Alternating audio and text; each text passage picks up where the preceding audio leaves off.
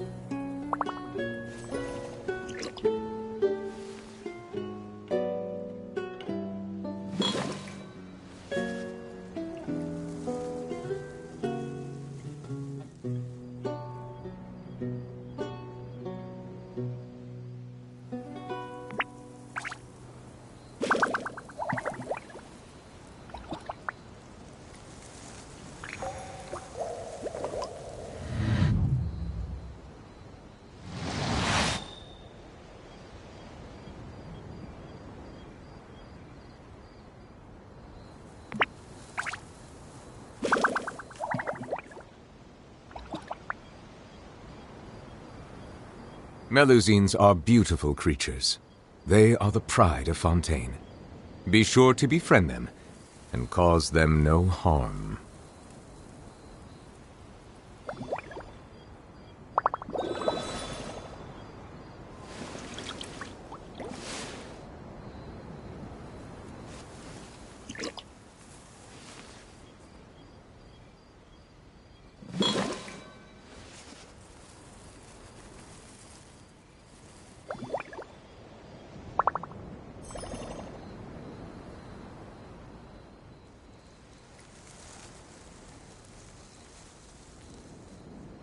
I see the value in my own work, but I also see the meaning in all the endeavors of the people of Fontaine. I believe I will continue to take pride in fulfilling my duties.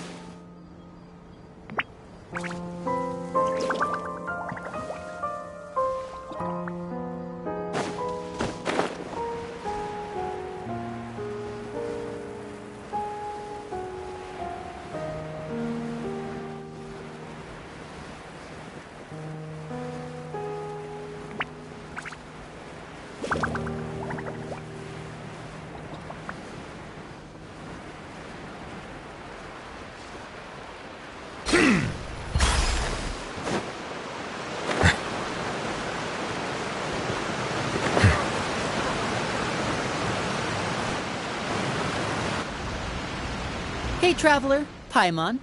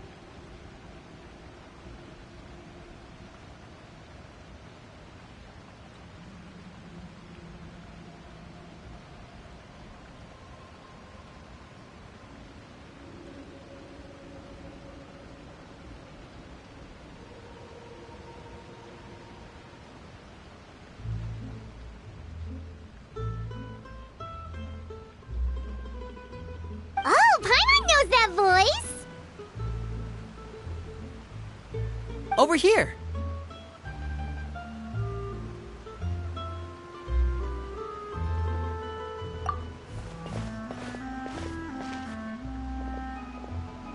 To borrow one of the more popular turns of phrase at the moment, this appears to be quite the fated reunion. Running into you two out of the blue like this has really made my day. I certainly wasn't expecting it. You can say that again. What brings you to Poisson? Wait, Paimon's got it! You must be here for one of your magic shows, right? Actually, we've run into a bit of trouble on the home front, so Father arranged for us to stay in Poisson for the time being. Oh, are Lynette and Fremine here too? Yep, along with most of the other members of the House of the Hearth. You may have noticed Poisson seems a bit more crowded than usual. So you're saying nearly the entire organization has moved to Poisson? Sounds like you've run into way more than just a bit of trouble. What's really going on? Well... Since the two of you are so curious, perhaps I can fill in the gaps.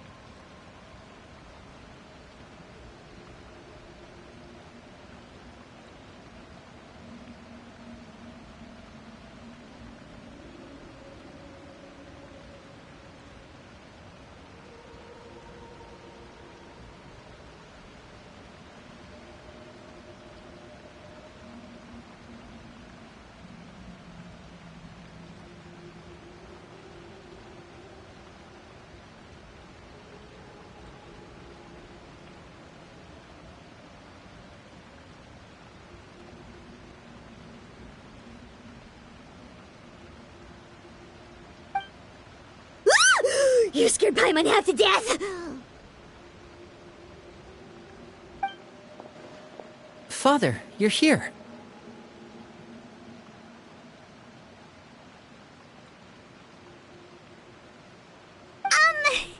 You know... On second thought, maybe we don't need to know. It's all probably super confidential House of the Hearth stuff, right? We totally weren't trying to pry or anything.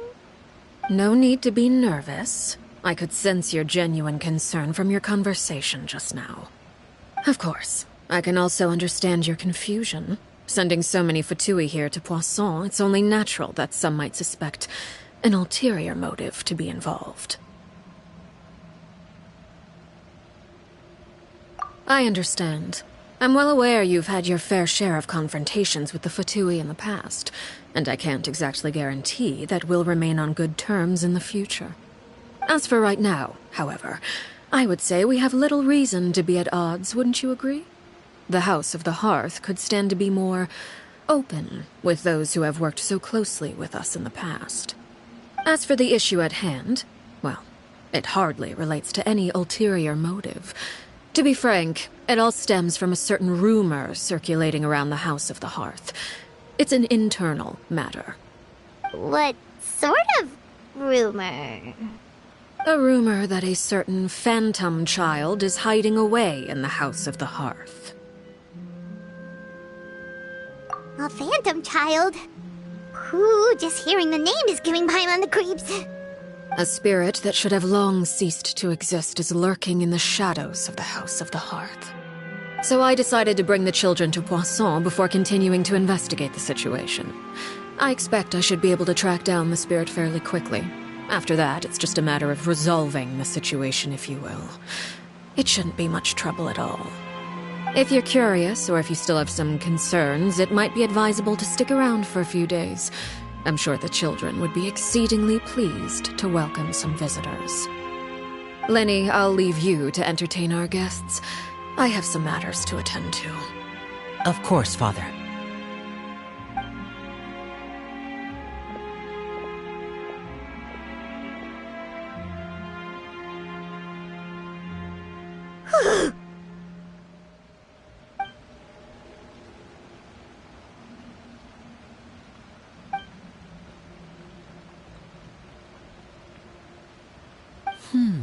It has long been a dream of mine to invite you to our home and introduce you to my other siblings. You're quite well known in the organization already. A lot of people have been talking about you, especially after everything with the prophecy. If you're willing, why don't you stay a while and have a little chat with us? Alright. We don't have anything else to do right now anyway. But let's be clear, we're just gonna be there as guests, okay? Don't get any funny... Oh, wait a second. For your guests, that probably means we'll be treated to lots of yummy food, right? Of course. During our stay in Poisson, we've been helping out the locals with some fishing. We bring in quite the bounty every day.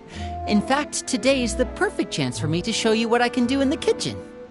Let's go. I'll take you to where we're staying.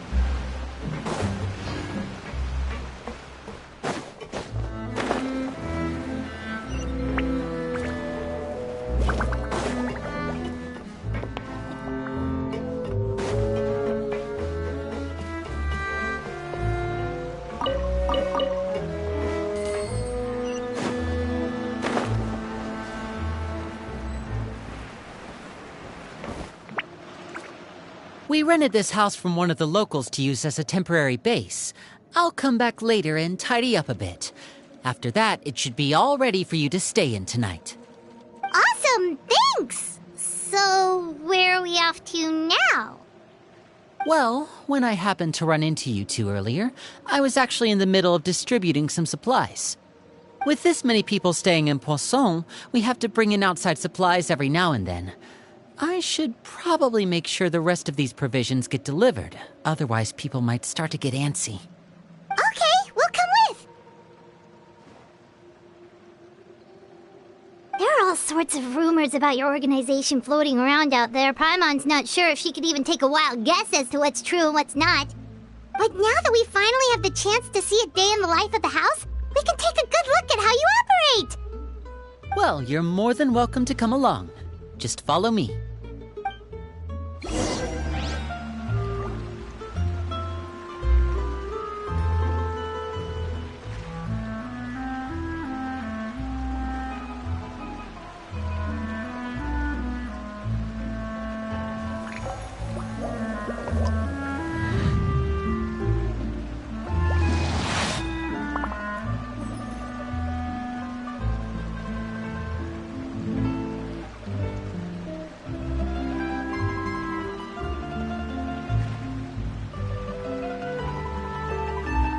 Melusines are beautiful creatures.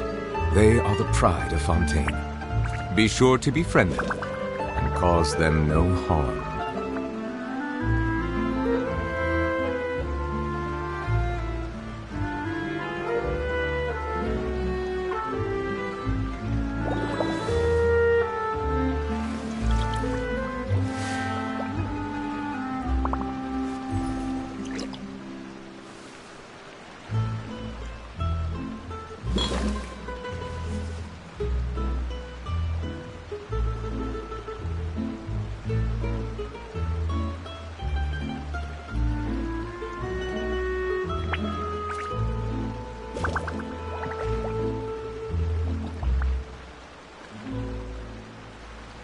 Water comes in many flavors to the discerning palate. Mondstadt's water is crisp and pure, while water from Liyue has an enduring aftertaste. In Inazuma, the water possesses a depth of flavor unlike any other. Sumeru's water, meanwhile, has a rich and complex flavor profile, but it must be savored patiently to fully appreciate it.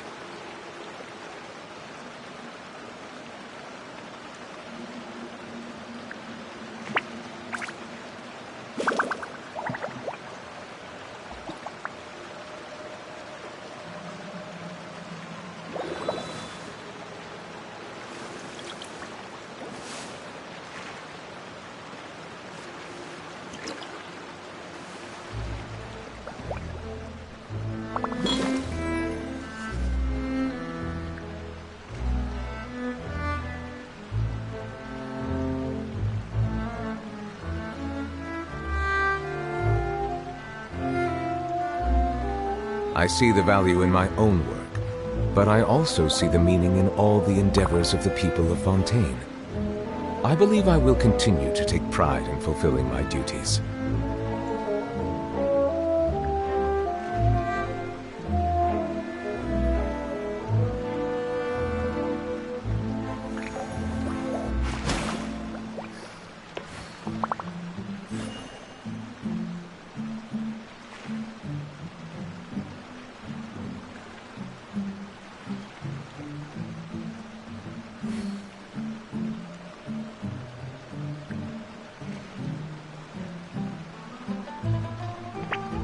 Melusines are beautiful creatures. They are the pride of Fontaine. Be sure to befriend them and cause them no harm.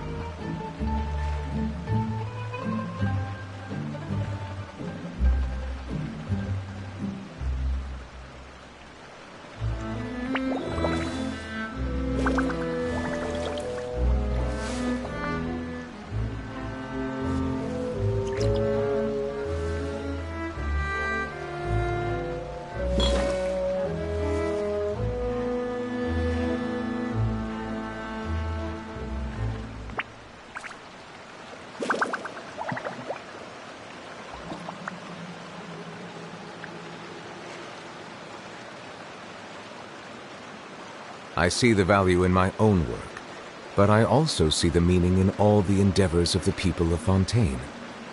I believe I will continue to take pride in fulfilling my duties.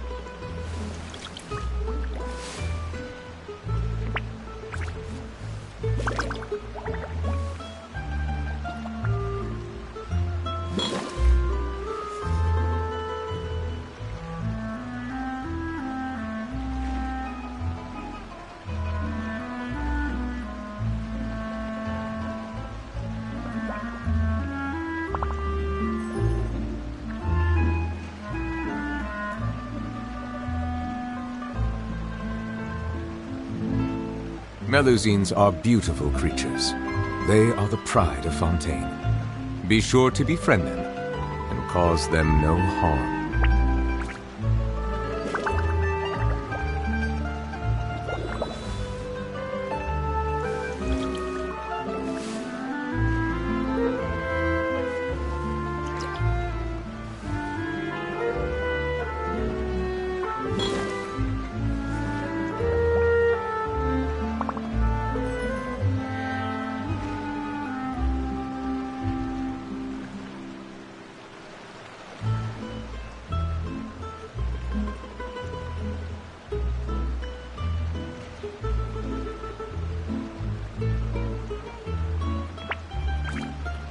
I see the value in my own work, but I also see the meaning in all the endeavors of the people of Fontaine.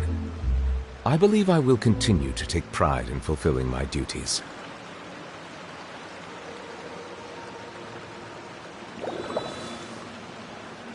Settle down!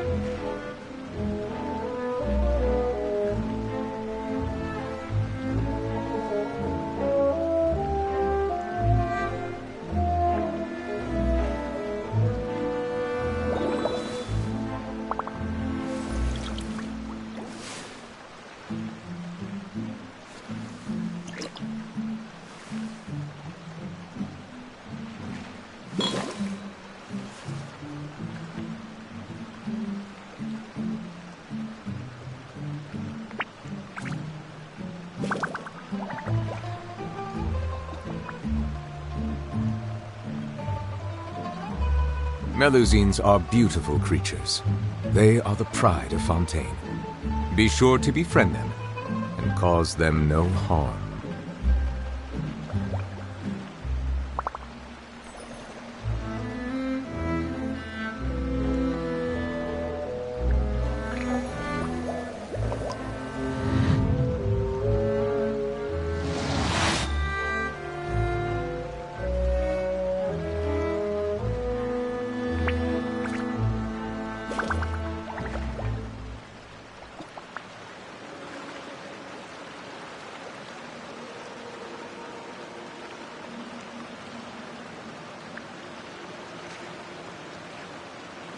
Water comes in many flavors to the discerning palate.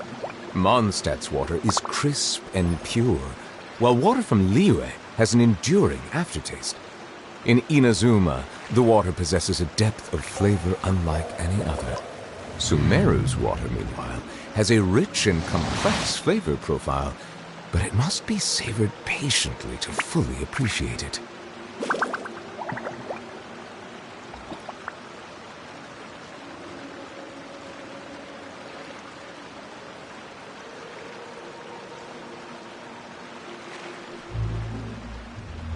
Melusines are beautiful creatures. They are the pride of Fontaine. Be sure to befriend them and cause them no harm.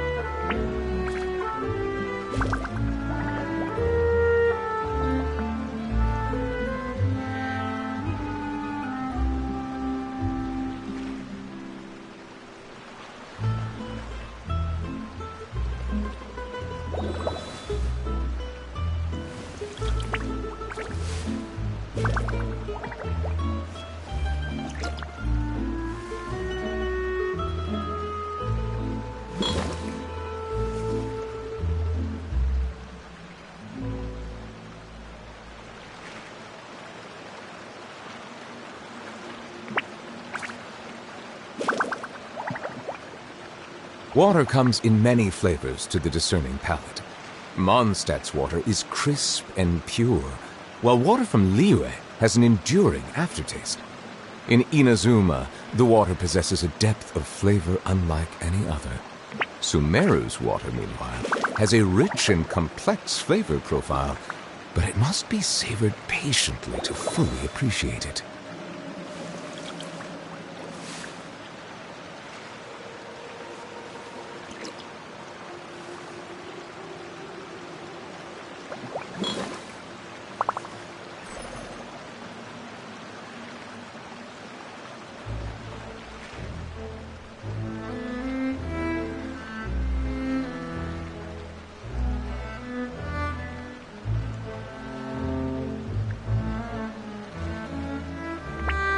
Melusines are beautiful creatures.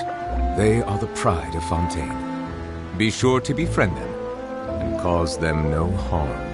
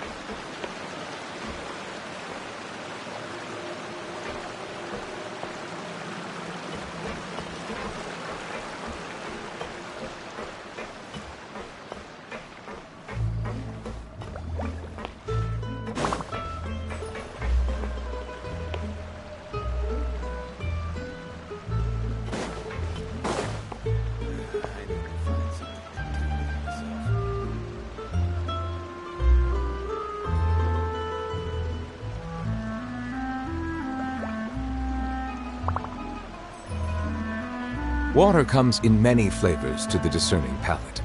Mondstadt's water is crisp and pure, while water from Liyue has an enduring aftertaste.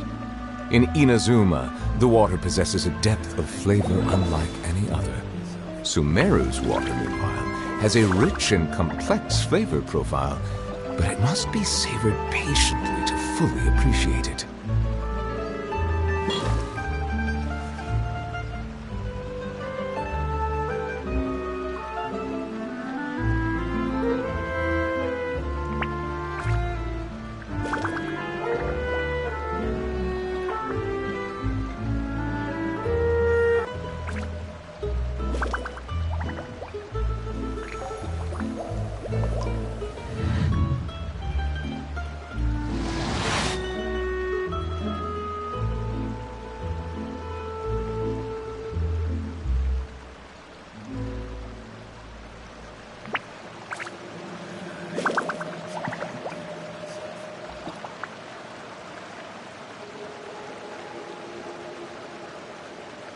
Water comes in many flavors to the discerning palate. Mondstadt's water is crisp and pure, while water from Liyue has an enduring aftertaste. In Inazuma, the water possesses a depth of flavor unlike any other. Sumeru's water, meanwhile, has a rich and complex flavor profile, but it must be savored patiently to fully appreciate it.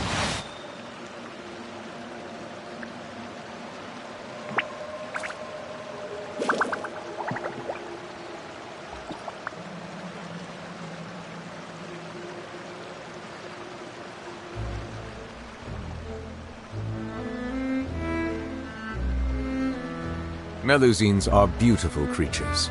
They are the pride of Fontaine. Be sure to befriend them and cause them no harm.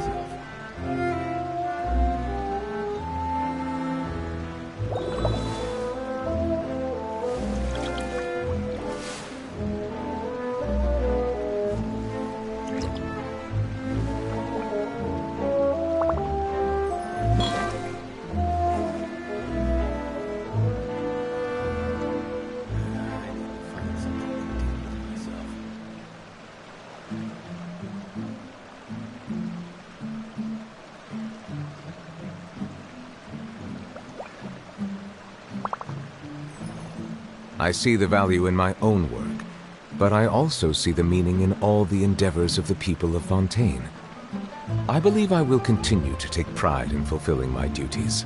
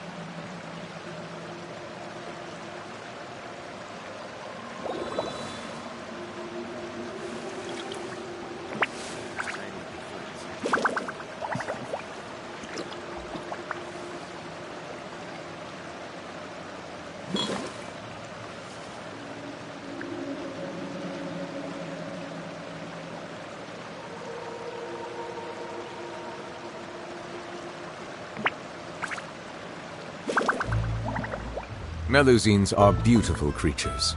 They are the pride of Fontaine. Be sure to befriend them and cause them no harm.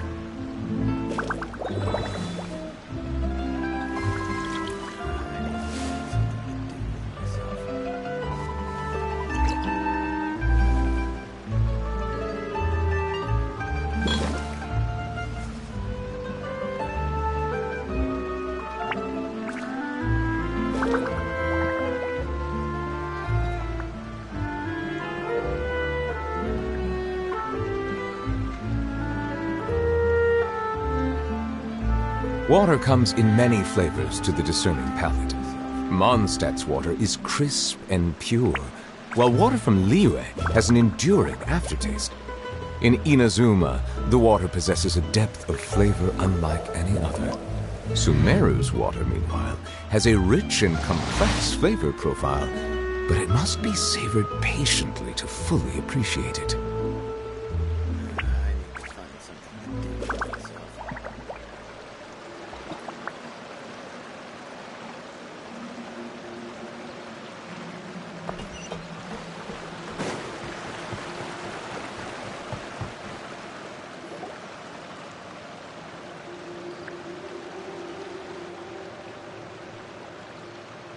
Linny! We're finally here. The supplies. I'm assuming you've... Brought them with me? Yep, here you go. Hello? Something caught your eye? It's the Traveler in Paimon! No way!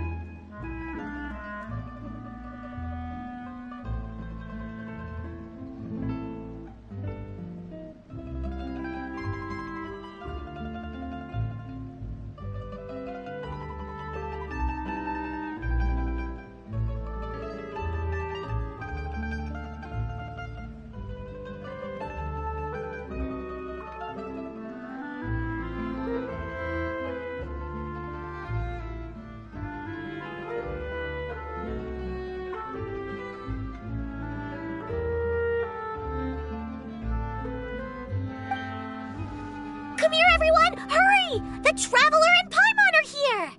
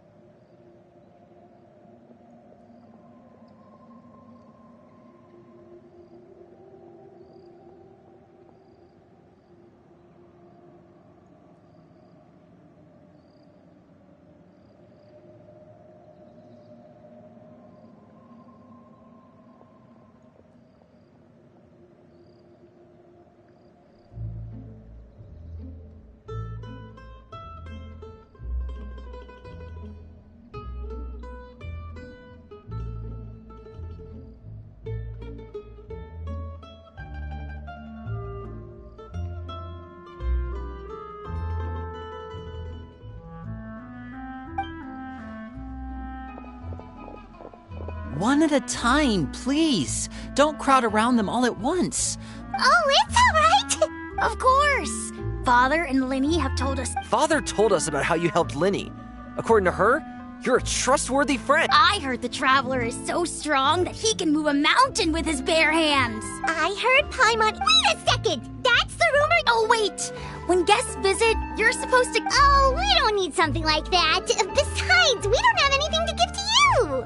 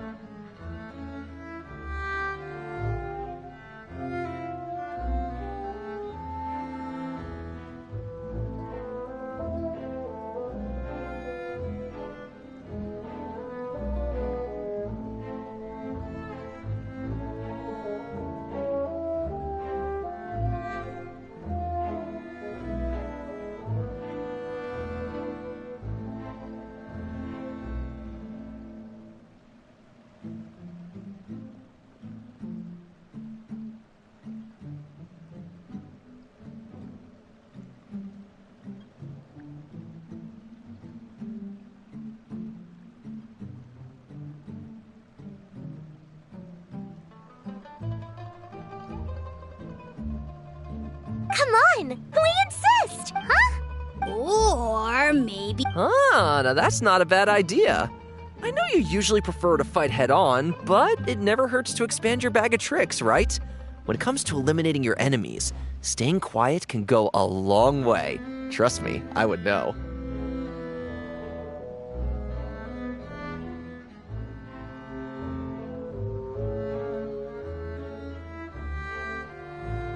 I was poisoned not too long ago, and I'm still dealing with the after effects. So I'm not quite as good as I was before, but I can still give you some pointers.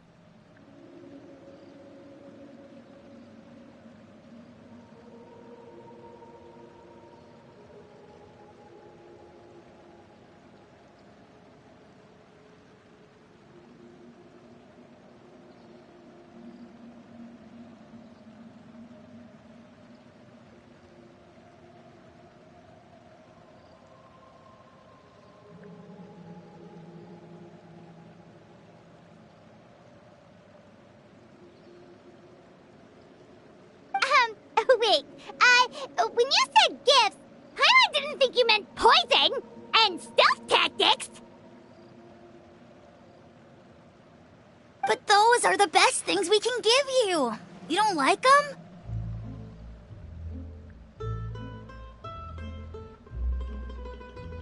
Ooh, how about this?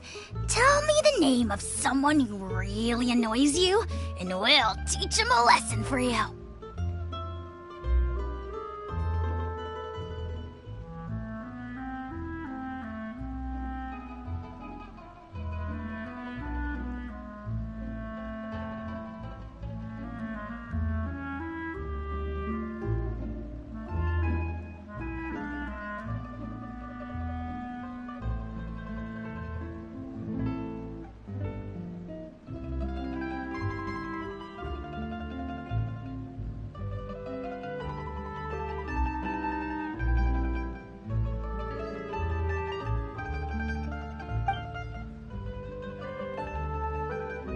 All right, Fold, Selwar.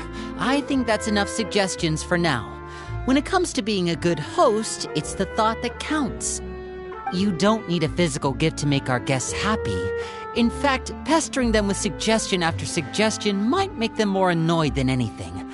I would say your enthusiasm has certainly gotten across. Really?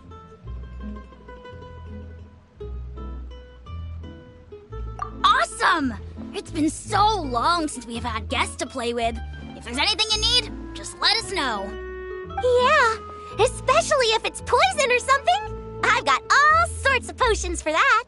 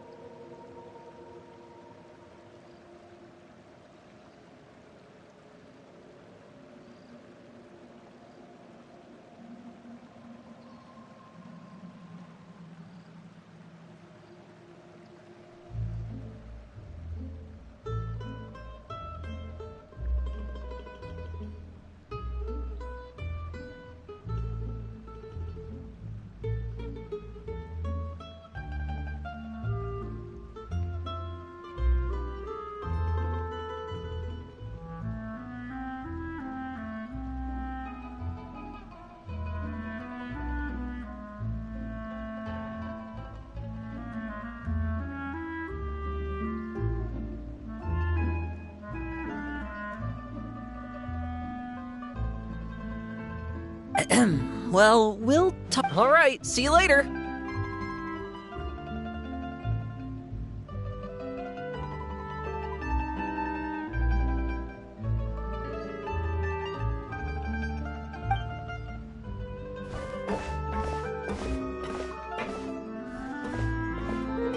Bye!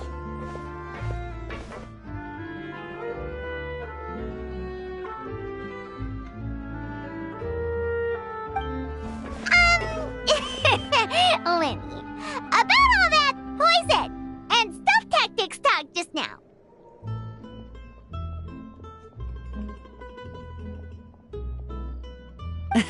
Scared you, did it?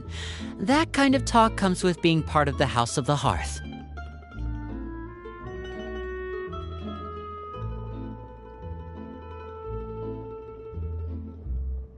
When Foltz was really young, he strangled all of his family pets, just out of curiosity. He was labeled a dangerous problem child and was abandoned by his family. Elwar has an unnatural obsession with potions. Father has forbidden her from trying all the different concoctions she comes up with, but she still tries to test them in secret. You really have to keep an eye on that one. Chaplot is around my age. While I'm mainly responsible for collecting intelligence, he handles surveillance. He's very passionate about his work and has no reservations about taking on some very difficult missions.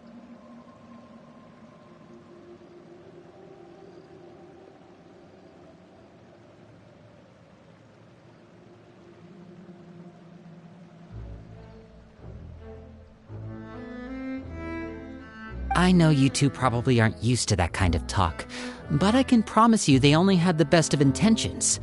Things like stealth tactics and developing different poisons, they really mean a lot to them.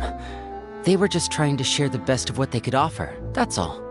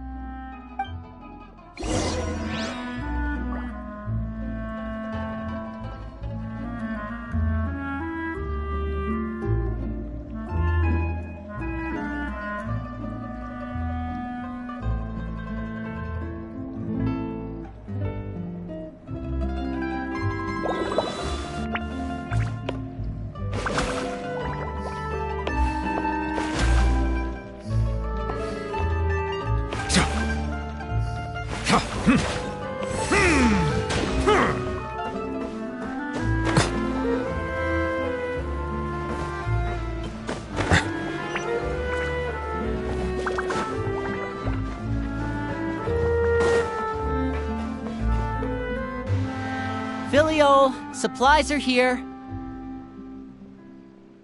Thanks. And who are these two? Outsiders?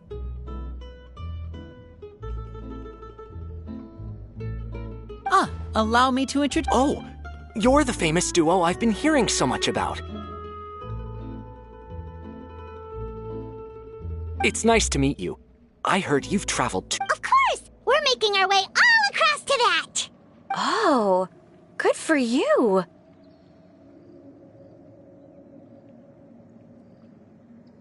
You must be pretty familiar with Fontaine by now, then.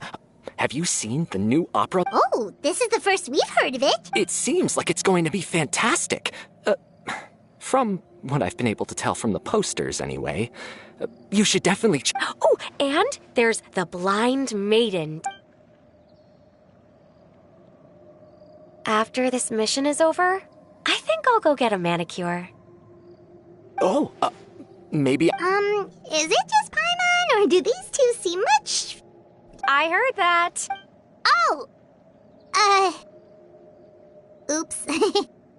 I'm guessing you're referring to Foltz and the others? Yeah, we're definitely not all like that. I bet those crazies are practically foaming at the mouth right now.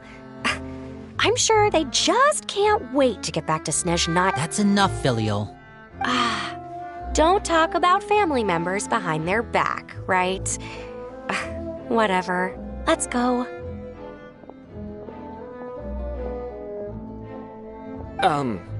Guess this is goodbye then.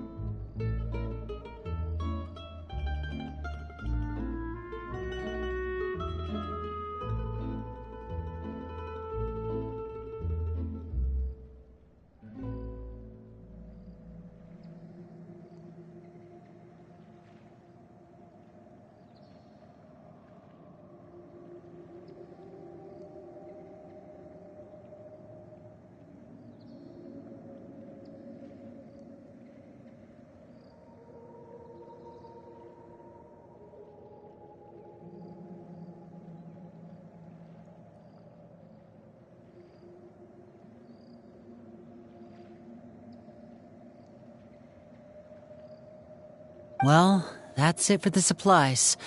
We should probably head back as well.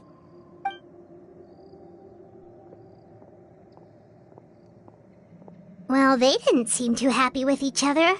Seems like there could be something more going on here.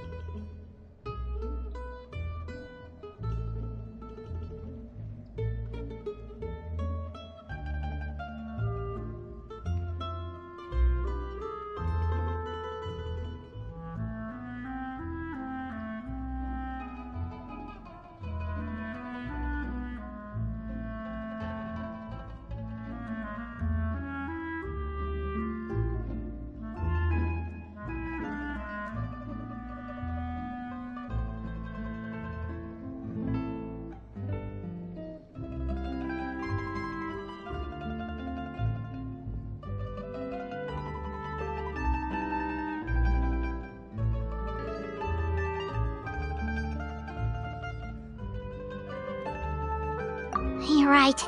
Oh, Linny's getting...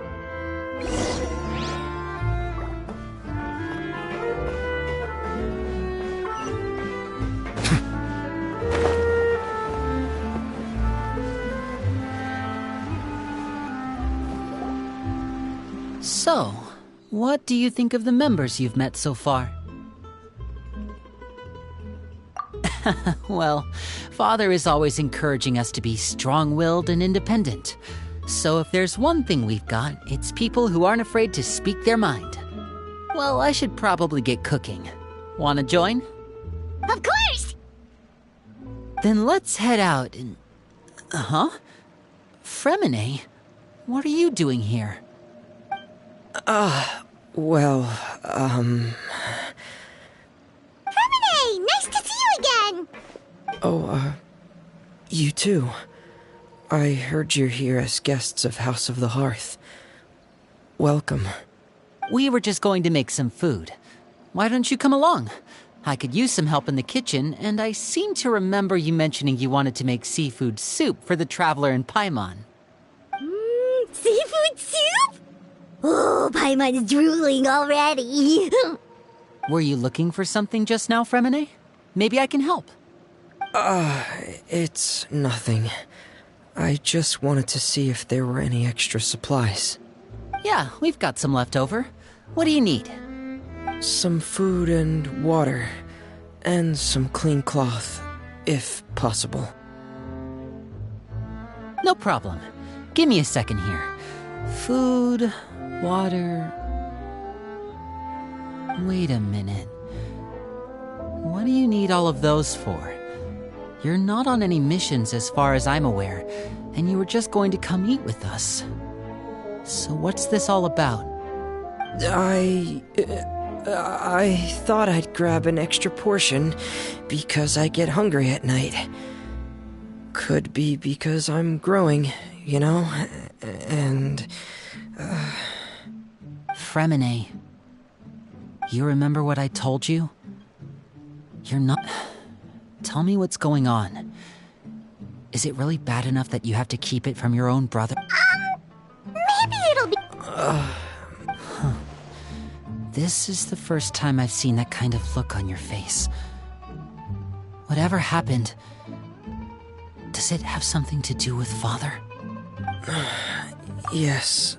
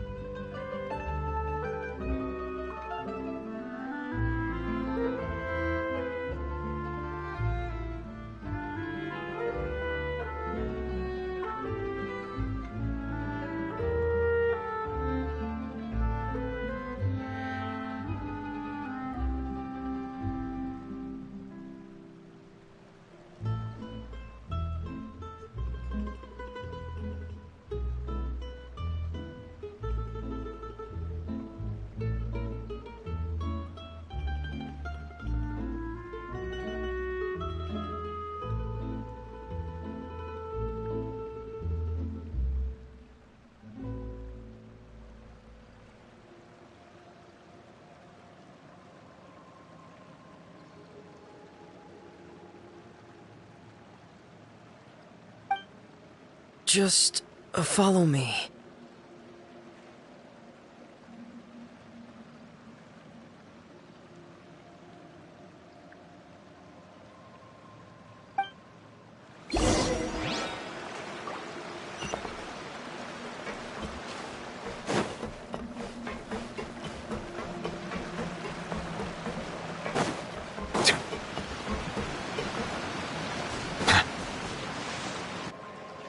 You're back! Oh, Hello, my name's Linny. hi, Linny. I'm also a child of the House of the Heart, just like you.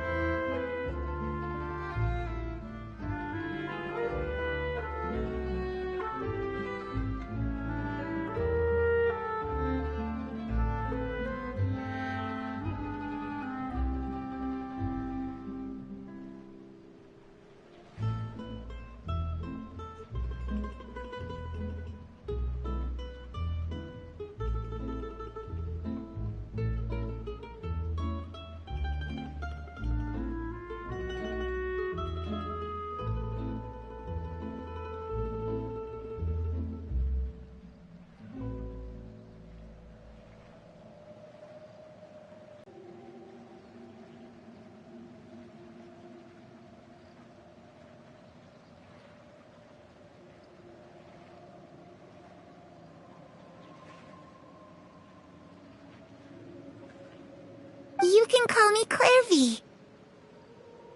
Clairvy? It's nice to meet you. Does that name ring any bells? No, not at all. That's not a name we have on our roster, I'm sure of it. What I'm not sure of, though, is how she managed to sneak in.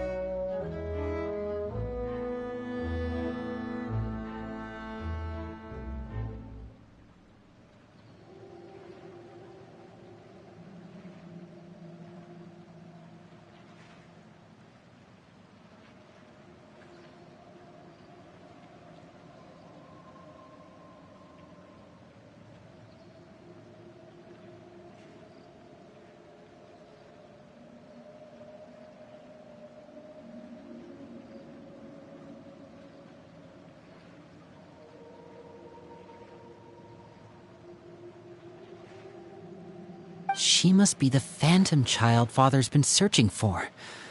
From the looks of it, I'm guessing you were the one that found her, Fremine. You, haven't told Father, have you?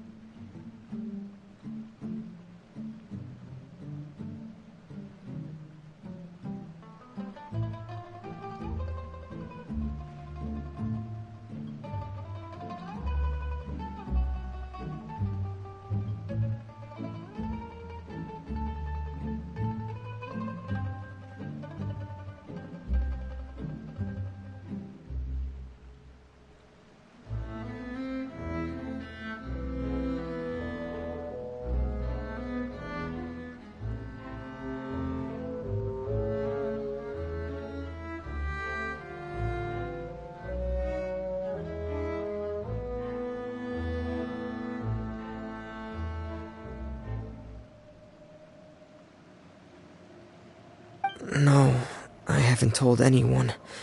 I've just been keeping her hidden.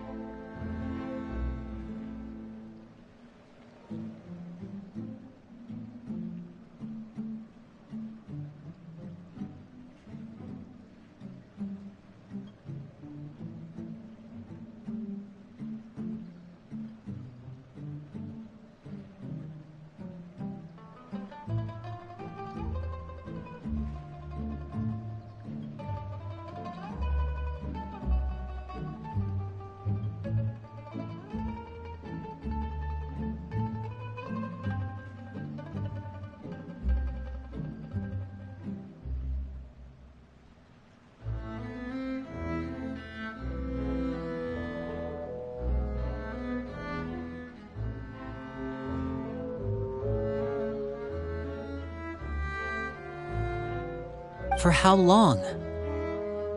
About half a month now. So ever since we got to Poisson, then. Do you have any idea what you're doing? I know what I'm doing.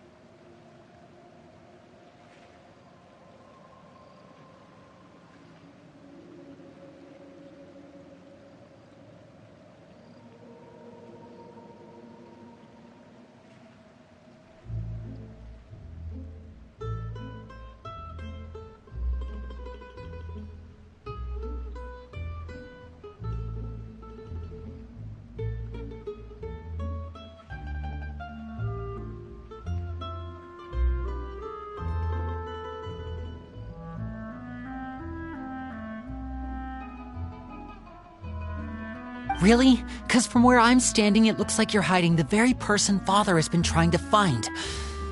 If Father finds out about this, everyone involved is going to be punished. You know the rules of the house, Fremine. I know you do. Father doesn't tolerate any form of betrayal. So why are you doing this? I've thought it through. And I just can't hand her over like that. Linny, don't you remember last year? Chaplot nearly died after getting poisoned during that one mission. He wasn't able to get back before the poison started taking effect, and not a single person was there to help him. That night, while I was sleeping, I heard a voice telling me to go save him. I opened my eyes, but I couldn't find the source of the voice. I thought maybe I was just hearing things, but I went to look for him anyway. Luckily, I got there with enough time to save his life. That feeling of being haunted, of hearing voices, it's happened many times in the House of the Hearth. I'm sure you've noticed. So what you're saying is, that was her? She was the one who spoke to you that night? Unless there are other spirits roaming around the House of the Hearth, I don't think there's any other possibility. If Clairvy were our enemy, it wouldn't matter whether she was a spirit or an actual child. I would have acted without a second thought, because that's what Father ordered us to do. But she's been living with us, helping us from the shadows all this time. I think that makes her family. I couldn't just hand her over to be dealt with. Not when there's so much we still don't know.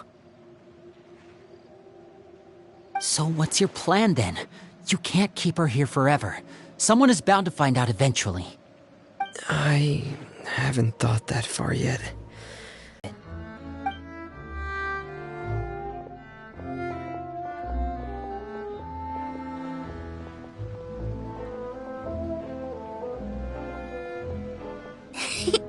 Those two sure care a lot about each other. Well, they got a funny way of showing it. From where Paimon was floating, it sure seemed like they were about to bite each other's heads off. No way! They have a really deep bond. I could tell right away, 'cause I also have a friend like that. I just don't know how long that kind of bond can last.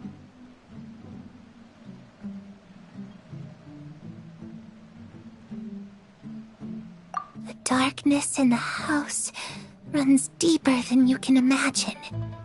No one can get out alive. I'm sorry, Linny. I really didn't mean to drag anyone else into this. Oh, really? You didn't mean to? 'Cause I, for one, wish you did. Huh? What do you mean?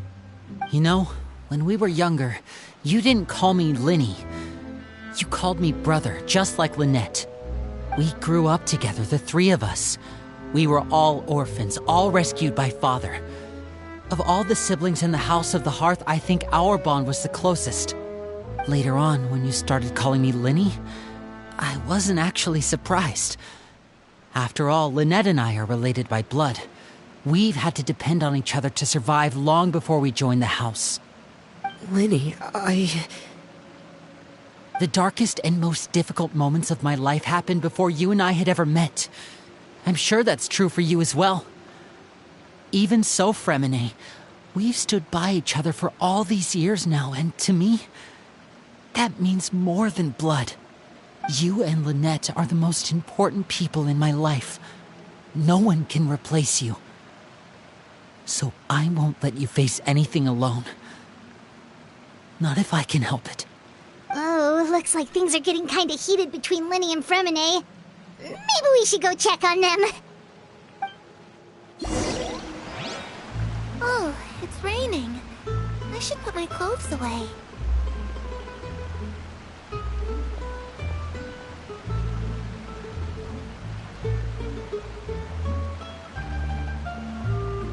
Melusines are beautiful creatures. They are the pride of Fontaine. Be sure to befriend them and cause them no harm.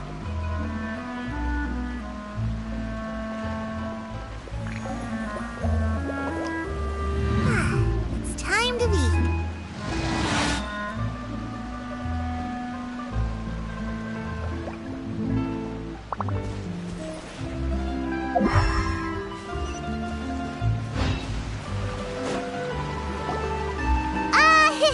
Hey, you two! Hope we aren't interrupting anything. Like a fight, or... Oh, wait a minute, Fremine. You're not crying, are you? Is everything alright? everything's fine. Thanks for asking. Well, we're all friends here, right? We've been through so much together, so if there's anything we can do to help, just say the word. It's just a small family dispute. It's not something our guests should trouble themselves with. In fact, it might be better if your stay ended here.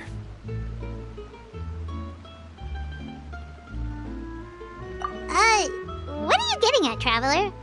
When guests are around, families are often on their best behavior.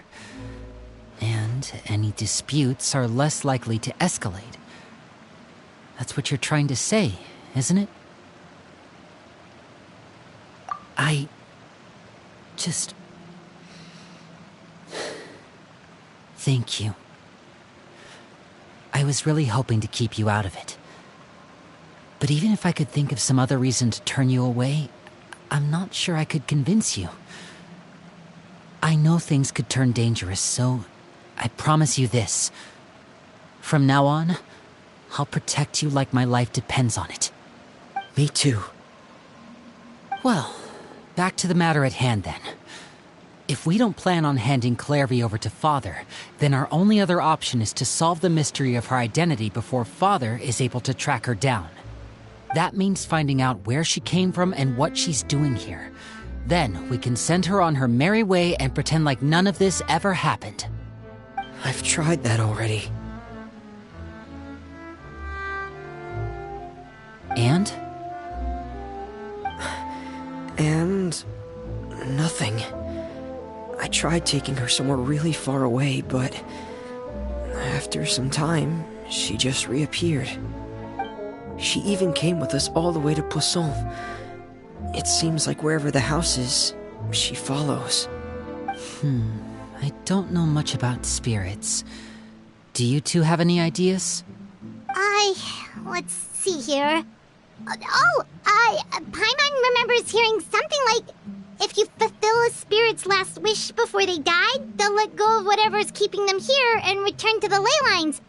Oh, it's just that Paimon doesn't really remember where she heard that, so it's not guaranteed to work or anything. Well, sounds like it's worth a shot. Guess that means we should go ask her about her wish. But first, Fremine, I need you to promise me something. What is it? I need you to promise me that this will stay between the two of us. We're the masterminds behind this whole thing. No one else gets involved. Can you do that for me? Of course. I promise. All right. Then let's seal the promise just like when we were kids. Fist bump on 3. Ready? 1, 2, 3. I swear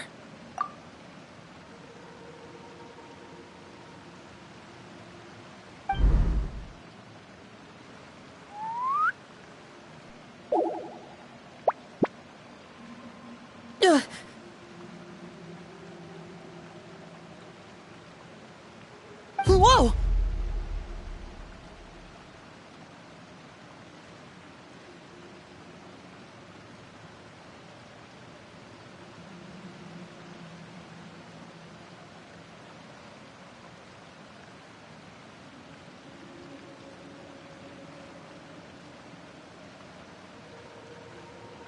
Lynette! But what a surprise! What brings you here, dear sister? And, when exactly did you get here?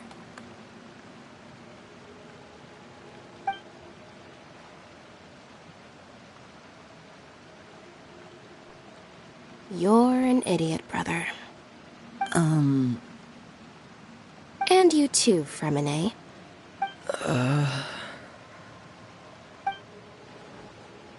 You 3, Traveler. And you 4, Paimon. Wait, what did we do? I've seen Clairvy around the House of the Hearth before. I hadn't seen her in Poisson, so I figured she must not have come with us. But it turns out, you were just hiding her. I heard you talking about your plan. Rather than steering clear of the situation, I'd rather fully join in.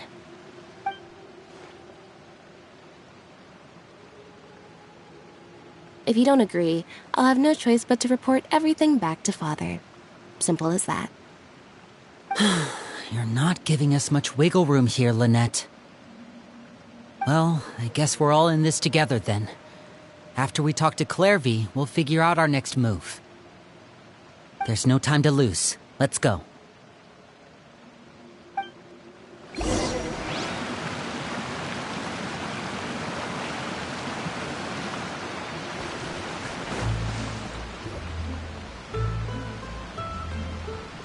I'm full. Thank you for bringing me this food, you guys. She said she's full, but the food doesn't look like it's even been touched.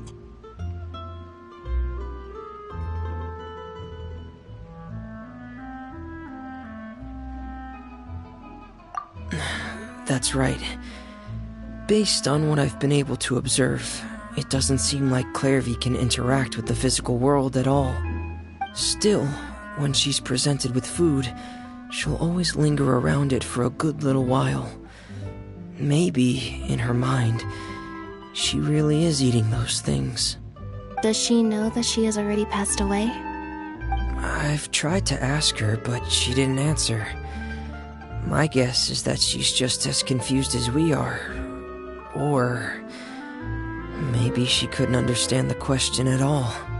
Clairvy, if you've got some time, I'd like to ask you a few questions. Sure. Oh, another new friend. Hi, I'm Clairvy. Hello. Clairvy, how did you join the House of the Hearth? Huh? Isn't it the same for everybody? The Knave brings you here and then you can't leave. It's just that your name, it's not on the roster. And I've never seen you before. The roster? Oh, I get it now. I think there might be some things you don't know about this place. The people in charge, they're not as nice as they look. They say they keep a roster, but it's not complete. There are a lot of people who aren't on it, and never will be. In this house, some people are family, and other people are just test subjects. Those kinds of people aren't ever going to get a place on the roster, unless it's the roster of people who've been executed. Wait, does that mean the Knave... She... Is there anyone that can vouch for you? Perry, she's my best friend. She's the only one I trust in this place. Have either of you heard of that name before? No. Me neither. Clairvy, Perry. Neither of those names are on the roster. But it seems like she's telling the truth. Either that, or this kid's already got a bag of tricks bigger than mine. Maybe we should try a different approach. Clairvy, do you have a wish? A wish? It can be anything you want. Just imagine. It's your birthday, you're blowing out the candles, and your wish is...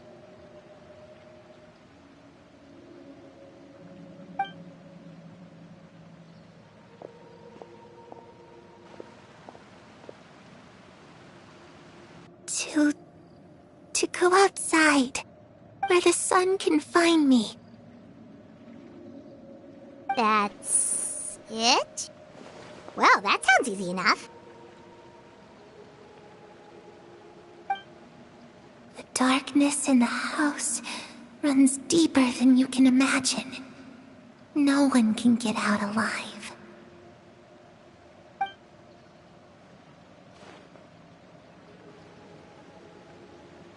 Okay, time to divide and conquer. Listen up, I've got a plan. I'll try and find a way to use basic illusory magic to take Clairvy outside and bring her somewhere with sunlight. Lynette, try and find the list of executions that Clairvy was talking about and see if her name is on it. Fremine, you stay in Poisson. We can't be the only ones who've had run-ins with Clairvy. I need you to collect intel on everything she's said and done. Understood. I'll try my best. What about us? What should we do? I really appreciate your willingness to help, but this is a family matter. I don't want to drag you in too deep. It's too risky. Let me think. Since Father considers you to be guests, maybe you could stick by her side for a little while. You don't need to do anything except keep up some nice, casual conversation. Ah, Paimon gets it. You want us to distract her.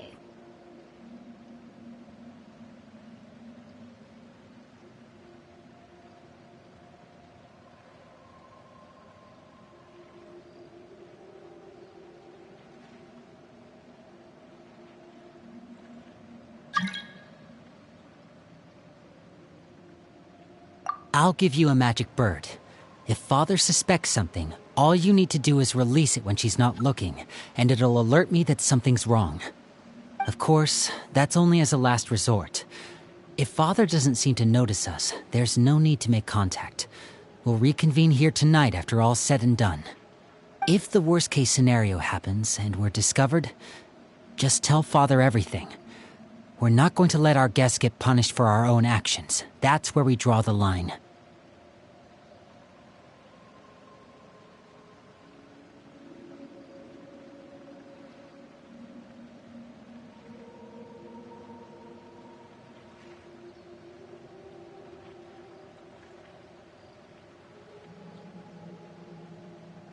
You too.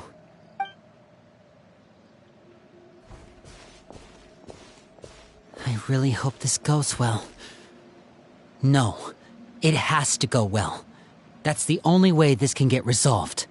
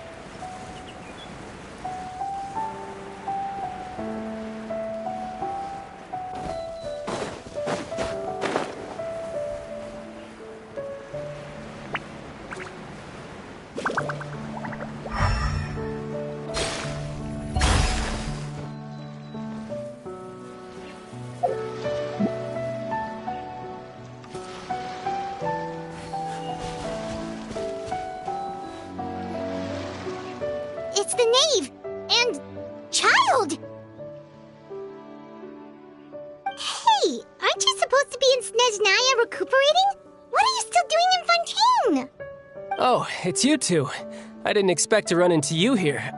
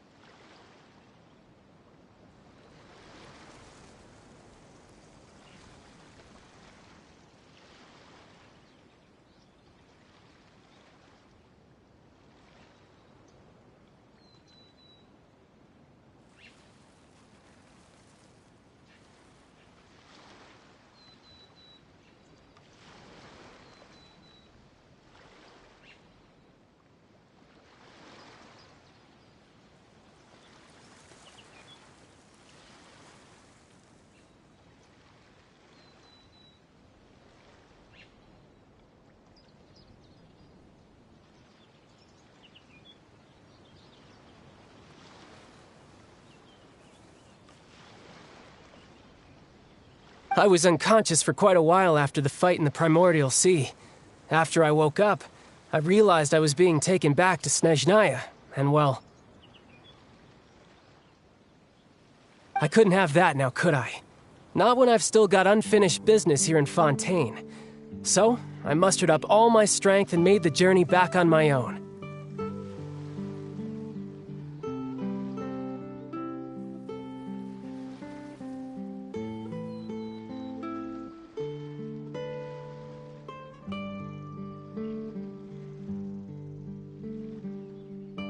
What sort of unfinished business are we talking here? It has to do with Skirk, my master.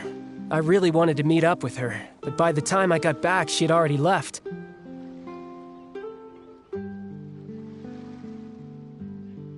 I still have so many questions for her. Without any other leads, all I could do was ask the Knave to help me track her down. She must have left behind some traces from her time in Fontaine.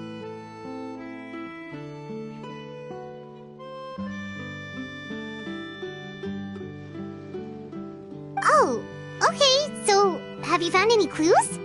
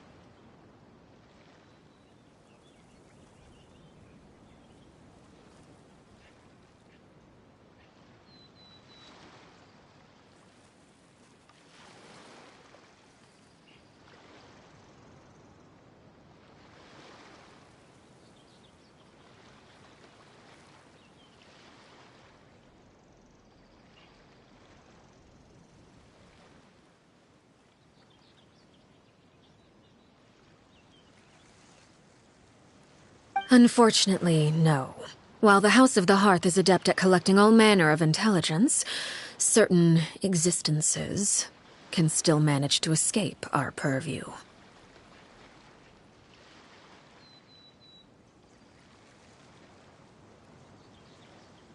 Basically, unless Master feels there's a need to meet with me, she's not going to be found.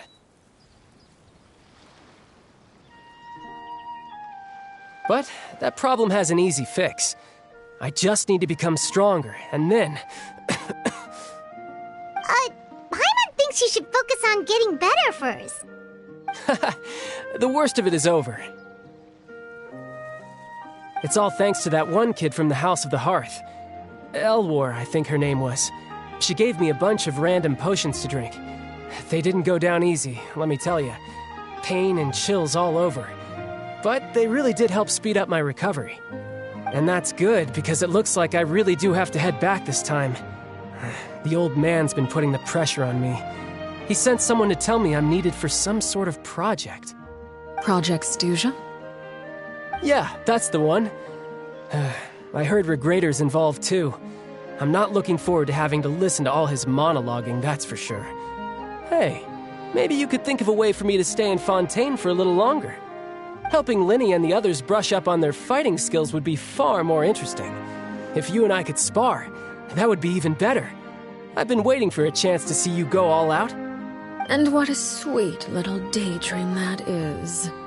But I also have a role to play in all this. I'll be leaving Fontaine shortly as well. Besides, considering how little they see fit to step outside the homeland, being called on to return to Snezhnaya by such illustrious dignitaries, what a great honor. Wouldn't you agree? One I could do without, I'd say. Is it just Paimon? Or does it kind of seem like they're... So, dear guests of the House of the Hearth, to what do I owe the visit? Well, we just...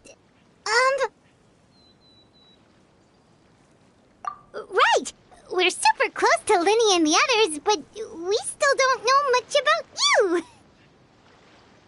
Is that so? Introductions have already been made, have they not? Oh, well, you see? There's only so much you can learn about someone from a short introduction. At least tell us something a little extra, like... Why do you call yourself father? Good question. I'd also like to know. The fact that you have to ask tells me our intelligence work has been quite successful. Telling you the answer to that question would only serve to undermine that success. And we can't have that, now can we? Spoken like a true diplomat. That was some expert sidestepping right there. Well, if there's nothing else, I think I'll take my leave. I still have a small matter to resolve at home. Wait, don't go!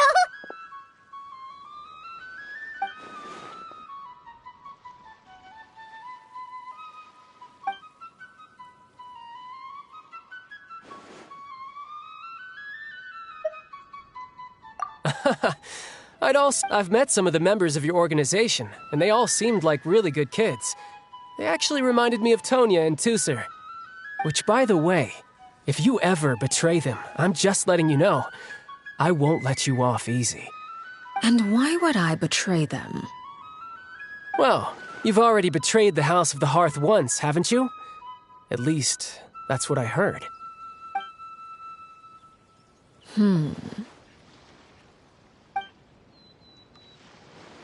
Okay, I admit. That's just what the old man told me. The rooster, I mean.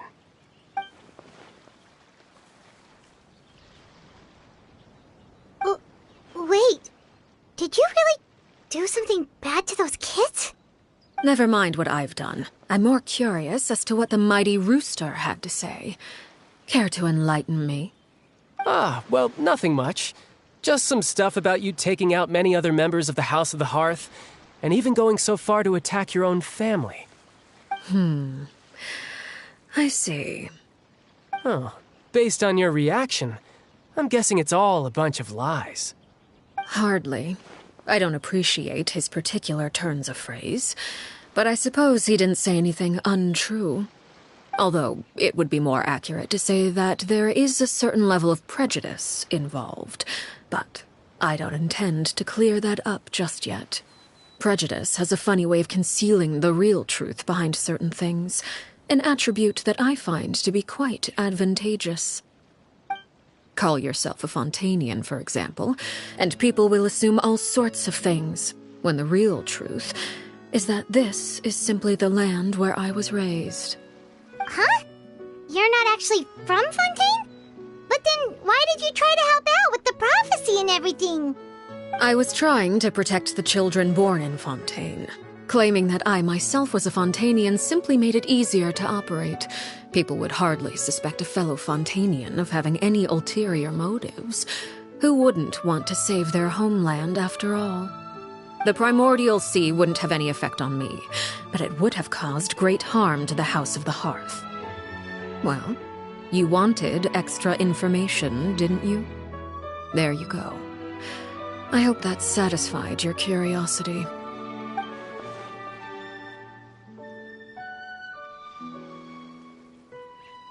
So, you stayed in Fontaine for the kids.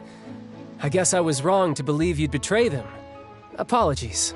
Looks like I was holding on to some prejudices myself. Good. Like I said, I like it when others have misconceptions of me. Actually, while I was recuperating at the House of the Hearth, there was something else that really caught my attention. I heard that members always resolve disputes and arguments with a friendly spar, and the loser has to back down. Seems pretty cool if you ask me. Would also give them plenty of opportunities to hone their skills. Well, that's only a recent development. In the past, such spars weren't nearly so friendly. The losing party would lose everything, including their life. They were that high stakes? Whew, at least that's not a thing anymore. Well, the current atmosphere's not half bad. I'm a bit jealous, actually. You've got so many family members around you, and you even get to live with them. Having a lot of family around means dealing with a considerable amount of bickering and scheming. Once Tonya and Tusser enter their rebellious phase, I'm sure you'll understand. Just imagine. Tusser becomes obsessed with plucking out strands from the rooster's mustache, or Tonya decides to dye her hair 42 different colors.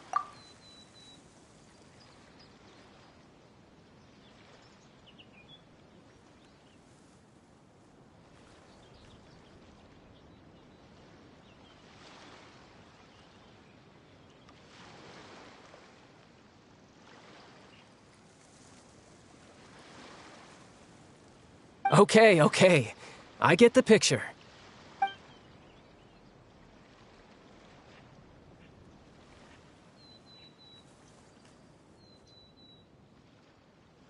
Well, would you look at the time? I should probably get going.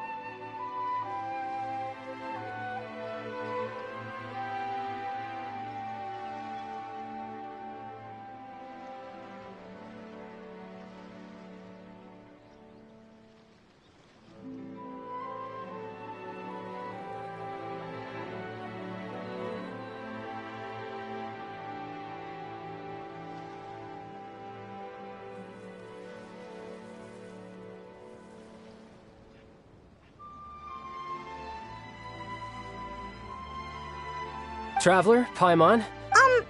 Again, maybe this is a conversation we can have when you look less like you're gonna keel over.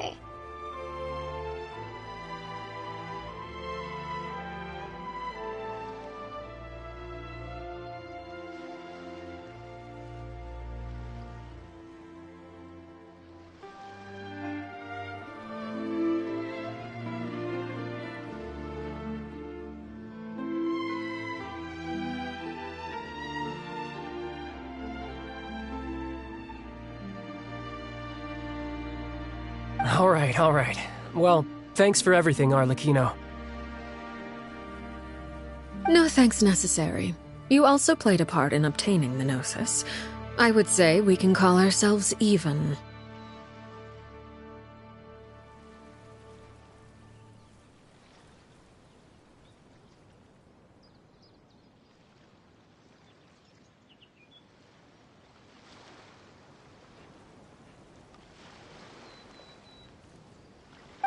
I like the sound of that. Well, I'm off. See you all some other time.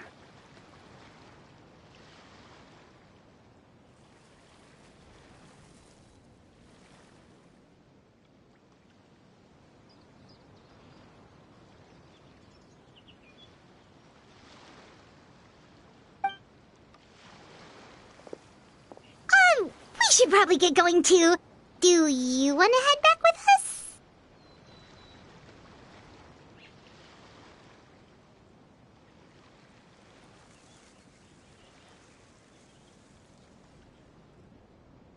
Oh? You want me to leave so soon?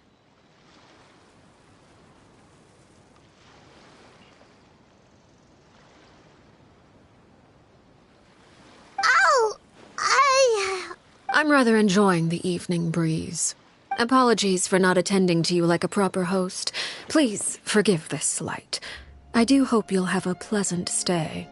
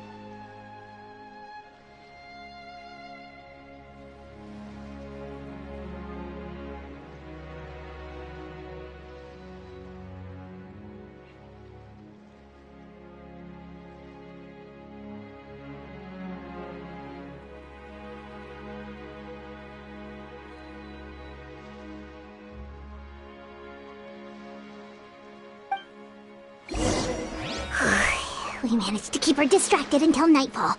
Good thing Child was there to keep the conversation going. You don't think she suspected anything, do you?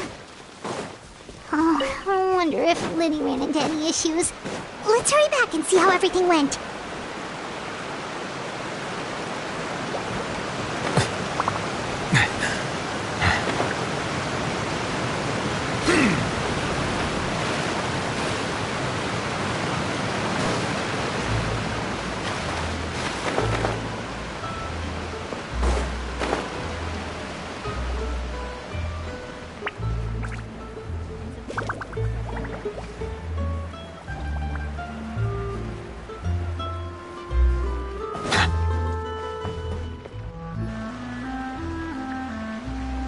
How did everything go?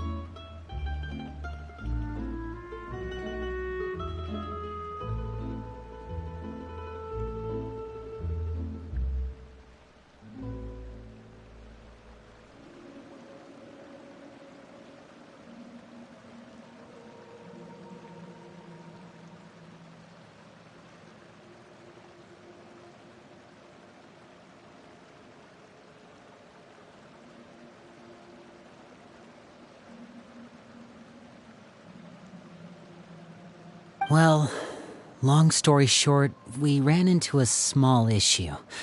Clairvy can't go into the sunlight.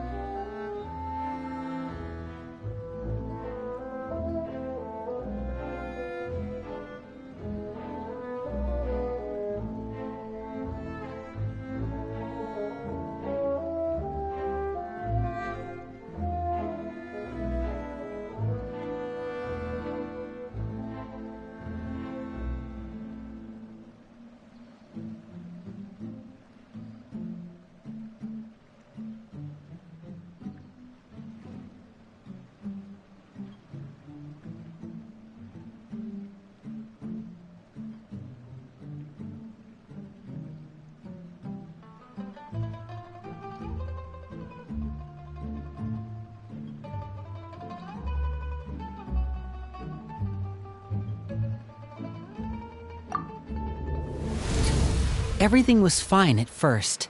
She followed. But as I led her out of the shadows and into the sunlight, she vanished.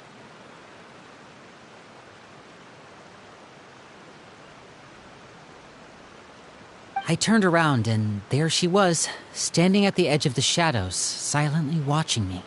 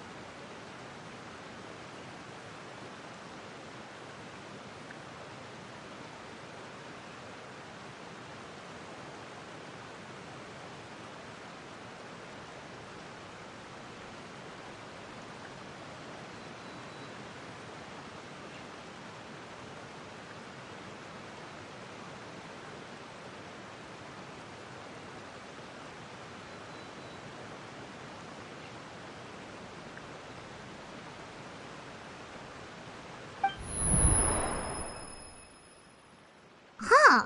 Maybe she's afraid of sunlight, or... No, it wouldn't be her wish if that were the case.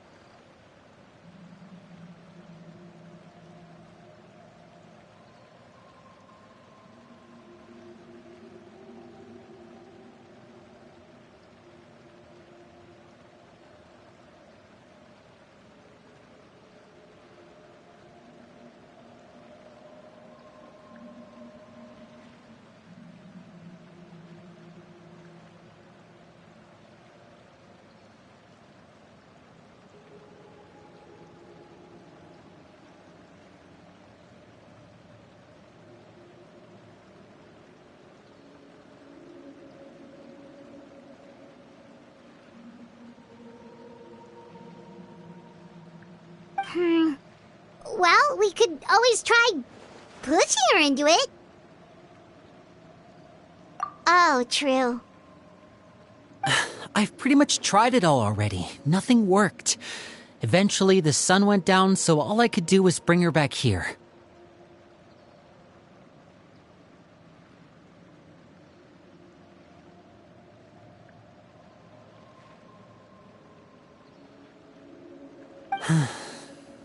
How did it go with you, Lynette?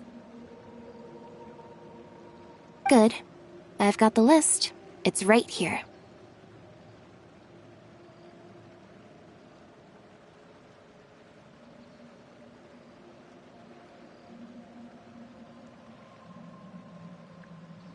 Really? Well, what are we waiting? Oh, that's a lot of pages. Oh, it's gonna take forever to get through it all.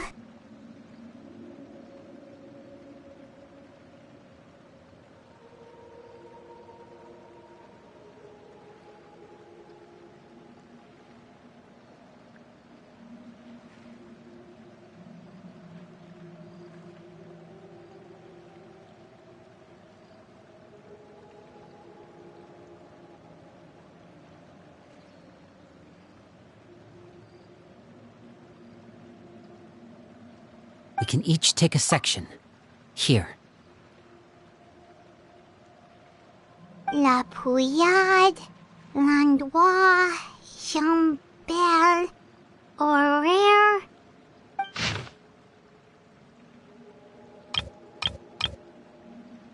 Oh, yikes. That Horaire guy has a I've met him before. The scar is from an injury he received during a mission. I still remember him joking with me about it. He said any future lover would take one look at him and then lose all interest. Did he say anything else? Well, I asked if there was someone he was interested in. He said no, and that's where our conversation ended. It was only later that I learned he really did have someone he liked. He risked everything to escape so he could be with her, but it didn't work. One day, Father asked to see him, and, well, I never saw him again after that. Wait, so that means the Knave, she... It may seem cruel, but it's just one of the rules of the house. Betrayal is not to be taken lightly. We know too many secrets to come and go as we please. So, if you do try to leave, you pay with your life.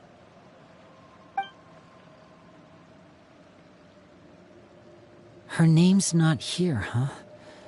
Well, that's not too surprising. It doesn't seem like this list is complete. It only contains records dating back around 5 years. Let's shift our attention then.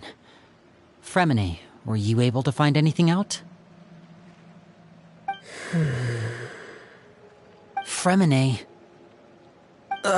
Sorry. I was thinking about something. I managed to talk to quite a few people, but I couldn't help but notice that the atmosphere in the house was a little... strange. Strange? Yeah, I mean, I know there have been arguments in the past, times when people haven't gotten along. Chaplot and Filiol are a good example of that. Oh, those are two of the people that we met while delivering supplies. Paimon can see how they might not get along. They had very different vibes, and their, interests seem to be pretty different as well. That's to be expected, actually. Father brought us all here, shared her knowledge with us, taught us how to fight. That's one thing we all share. But that's also where the similarities end. Not all of us feel the same desire to stay here.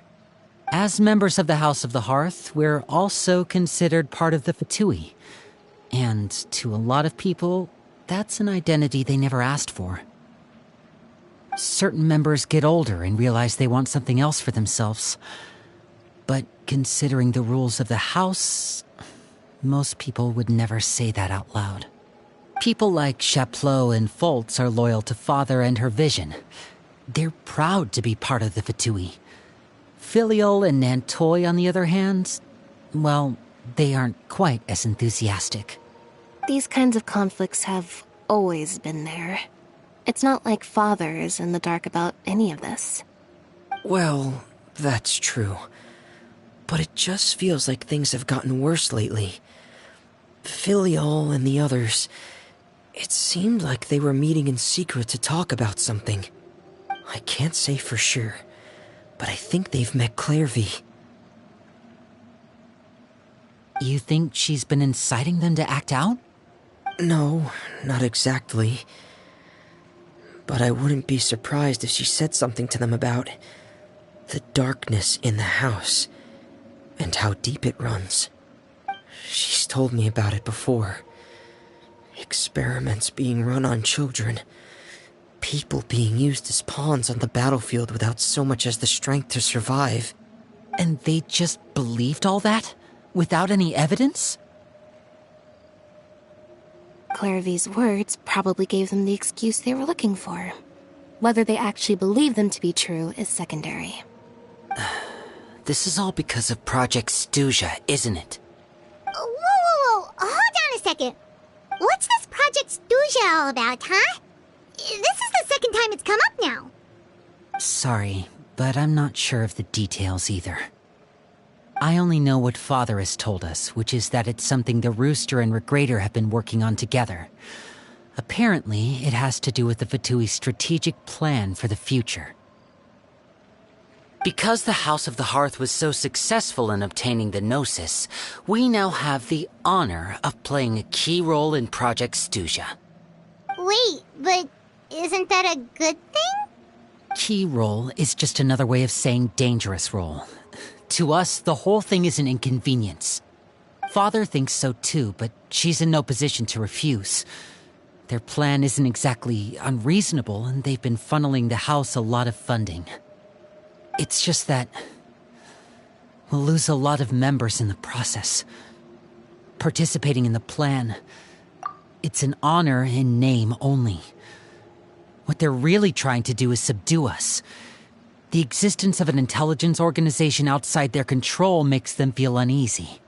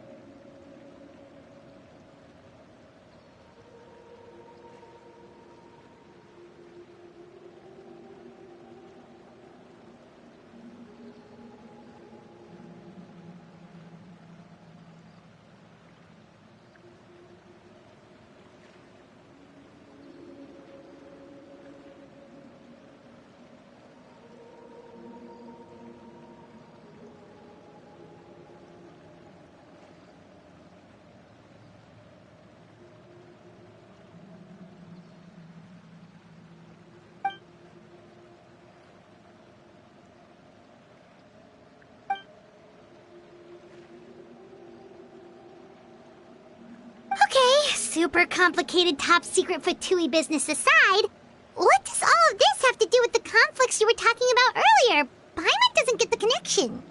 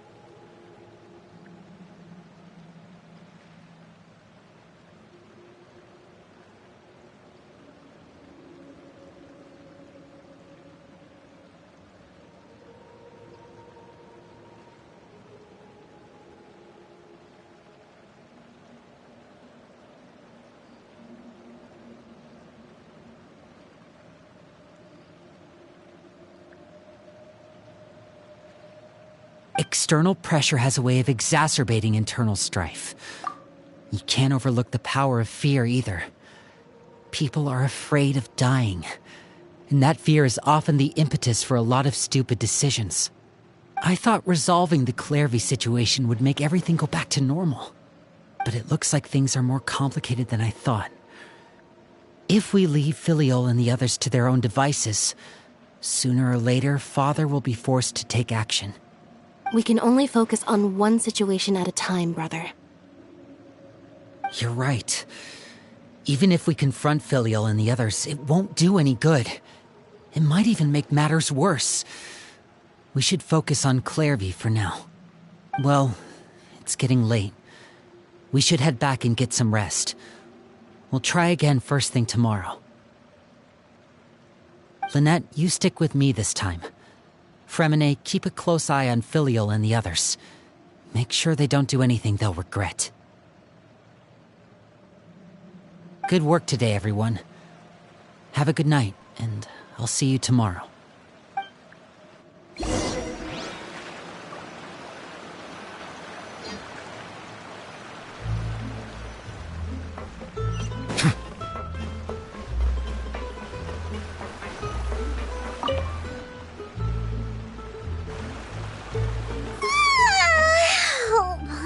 Looking forward to an early night, but she can't sleep at all.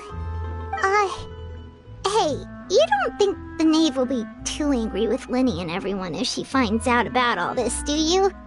She's even scary when she smiles. If she were to actually get angry... you have to protect Paimon if that happens, okay, Traveler? Trustees have... Look! Look over there!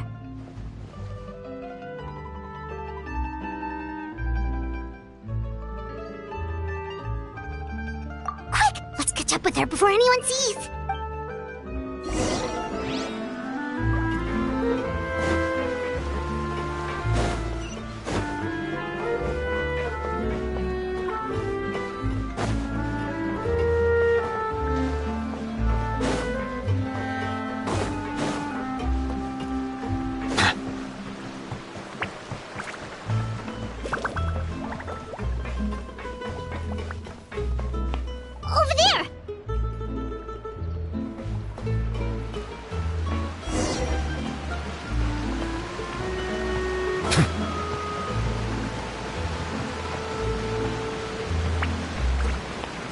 Where is she going?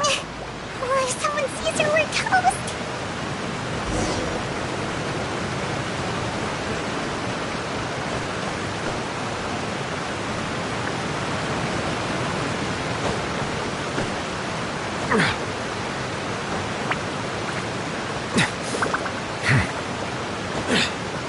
Oh, look! She stopped!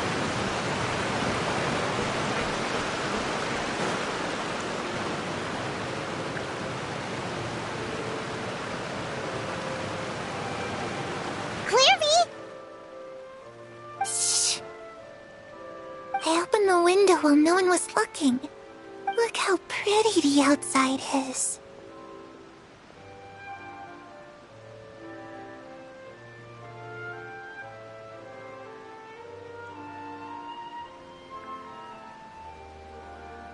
If only I could have more than this. You probably think I'm being silly, huh? All this hopeless resisting. It's better to dream of what I could have than try to make it a reality, right? Please, help us get on the same page here, Clary. We need you to tell us what you know. Can you do that?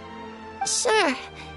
Although, after you hear all this, I think you might regret that decision. Everyone in this family is nothing more than a tool, something to be used and exploited. We're all expendable, including me. As long as you're useful, you get to stick around. Lose your value, and you're handed over to the doctor, experimented on, and given a fate worse than death. I've seen it happen again and again, and I've had enough. You're saying the Knave did all that? It's just, that doesn't seem like something she would do. She's scary and all, but it seems like even she has lines she wouldn't cross. I knew you wouldn't believe me. Everyone thinks she's a good person. They all think of her like a real mother. Mother? But she doesn't deserve that title. She's disgraced it and tarnished it. And if I had things my way, I'd never see her again. If only Perry were here, she'd understand. Perry. There's that name again. Also, Paimon's getting a strange feeling. It almost feels like she's not really here with us. Paimon can't tell if she's actually talking to us or if she's mistaken us for someone else.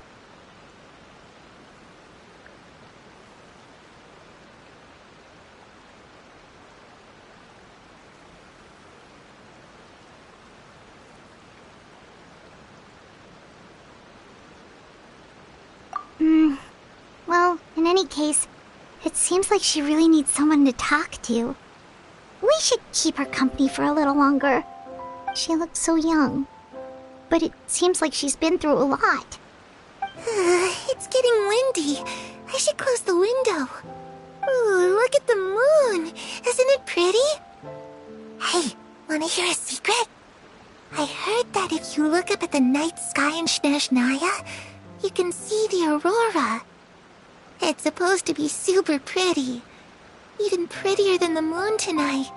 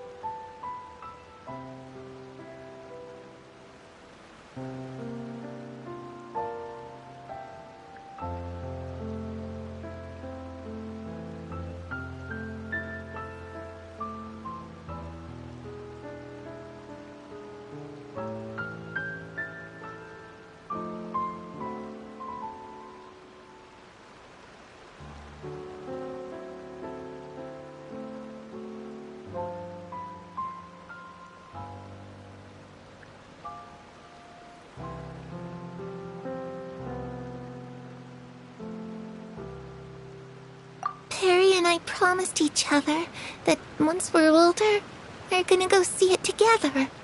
But I can't find her. I'm worried she's also been... No, that wouldn't happen to her. She's special. Mother likes her a lot. I should really go talk to Mother, but we just fought. She doesn't want to see me, and I'm too scared to face her. What should I do?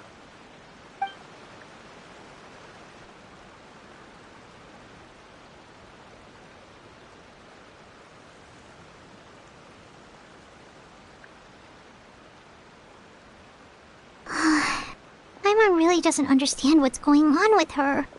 Well, let's head back. We've got an early morning tomorrow.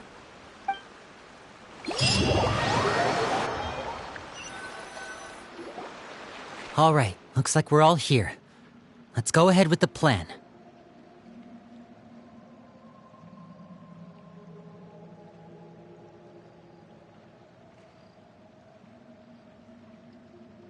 Oh? What is it? What makes you ask that? Well, we kinda ran into Clairvy last night, and that's what she told us. We met the doctor back in Sumeru. He's super dangerous, and he's done all sorts of bad things.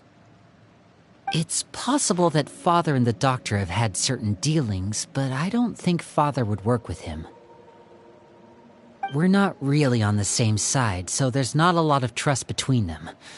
That doesn't exactly set the stage for a successful partnership. I did hear, though, that when Father first became a Harbinger, the Doctor offered to work with the House of the Hearth. Father rejected most of his proposals, except for one. It had to do with some sort of secret experiment. Secret experiment?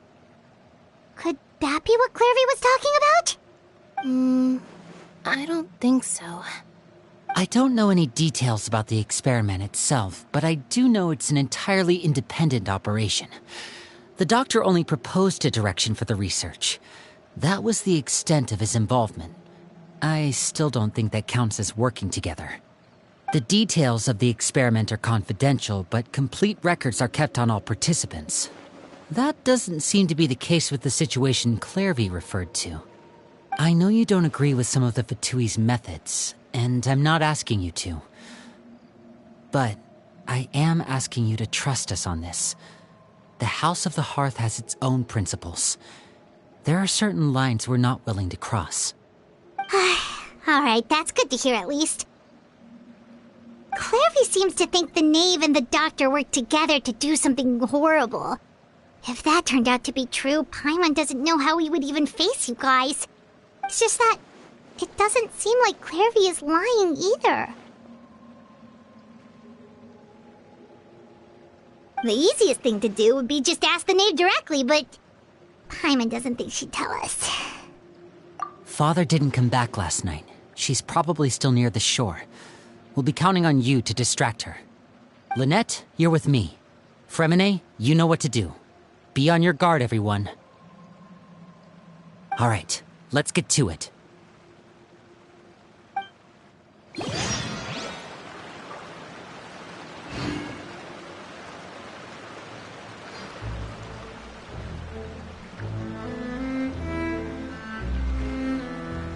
Water comes in many flavors to the discerning palate. Mondstadt's water is crisp and pure, while water from Liyue has an enduring aftertaste. In Inazuma, the water possesses a depth of flavor unlike any other. Sumeru's water, meanwhile, has a rich and complex flavor profile, but it must be savored patiently to fully appreciate it.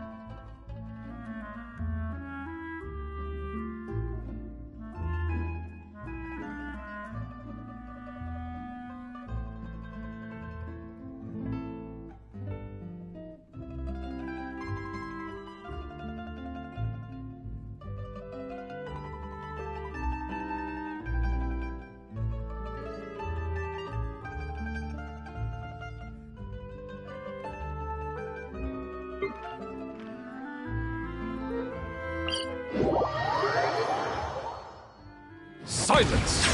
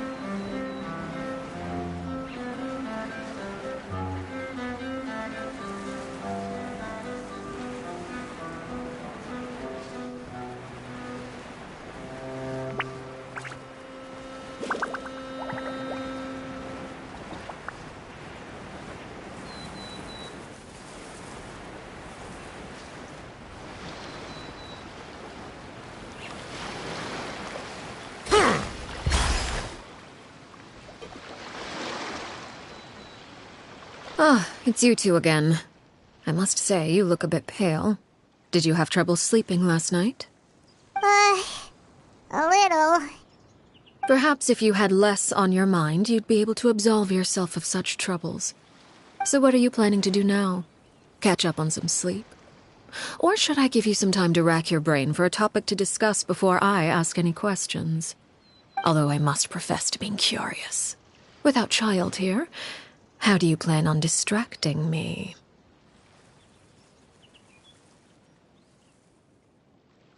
Us? Distract you? A good one. But no, we were just here for a chat. Looks like you could have used some extra time to think. No matter. If you don't have any other plans, why don't you accompany me somewhere? Don't worry. I'll be sure to steer clear of any scheming children. The ocean breeze is sure nice today.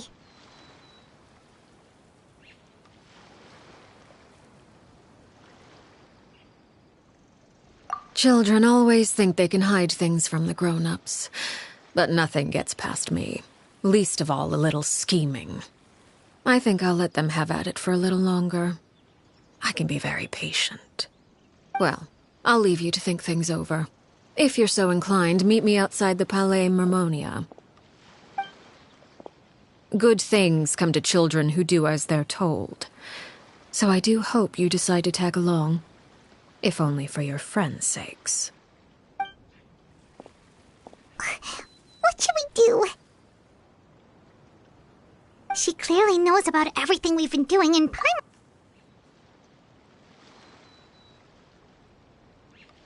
Oh, good idea. Well, we should probably head to the Palais Mermonia. Paimon doesn't want to find out what... Okay, then we probably shouldn't keep her waiting. It seems like Lynn and the others are on thin ice, so let's do our best to not get them in any more trouble.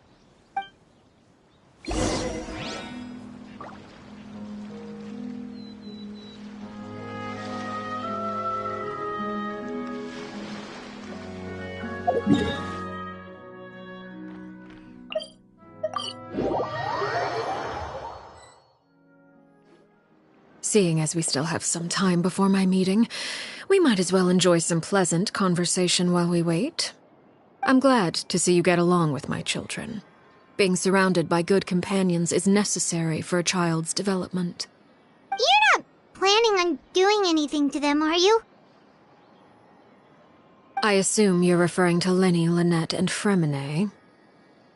Although, there's that situation with Filial and Nentoy as well.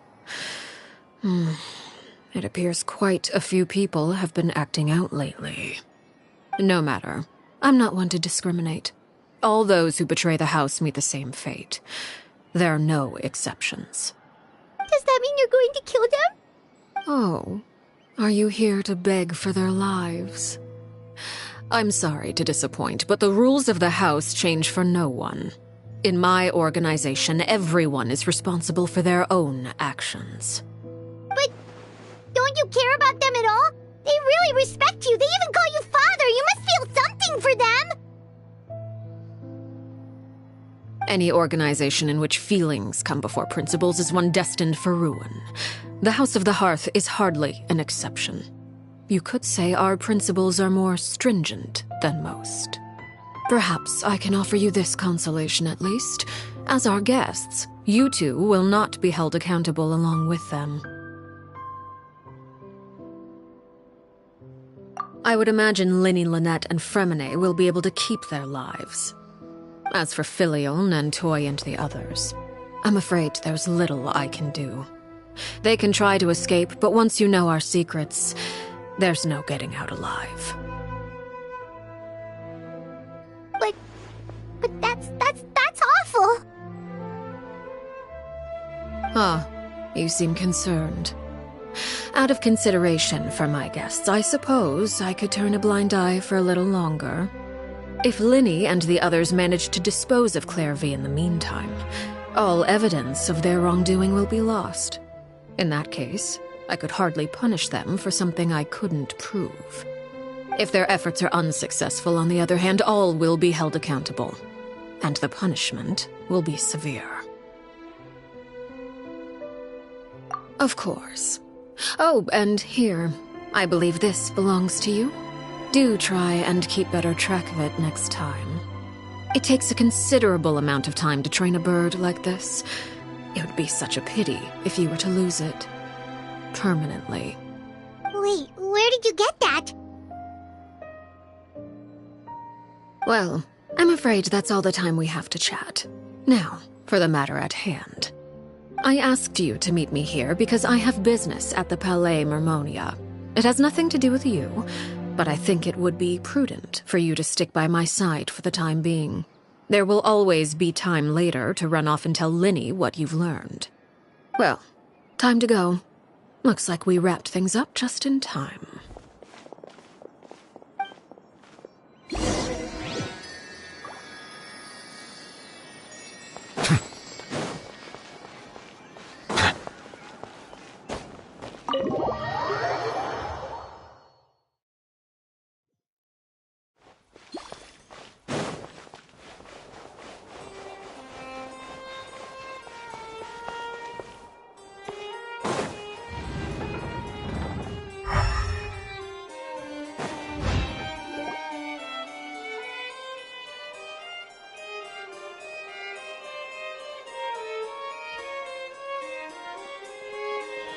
It's been a while, Monsieur Neuvillette. I must say, I wasn't expecting my meeting request to be approved quite so quickly. The Palais Mermonia operates with an efficiency worthy of admiration. It is only right that an esteemed diplomat such as yourself should be afforded the proper level of respect. Although, if I may speak plainly, I must confess that I did not anticipate we would have the occasion to meet again after presenting you with the Gnosis. I see you've brought the Traveler and Paimon with you as well. If I may inquire as to the purpose of your visit. I'll be departing Fontaine shortly. There is, however, an outstanding matter that I would like to see resolved before I go. It requires a rather lengthy explanation, I'm afraid. So I took the liberty of explaining everything in this proposal. Please review it at your leisure, Monsieur Neuvillette.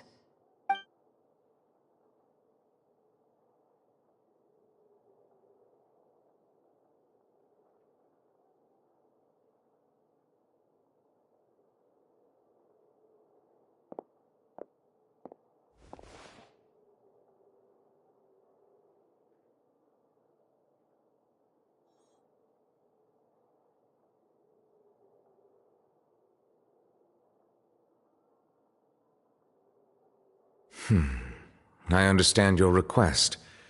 However, at the risk of causing offense, I must admit that I fail to see why you would wish for such a thing.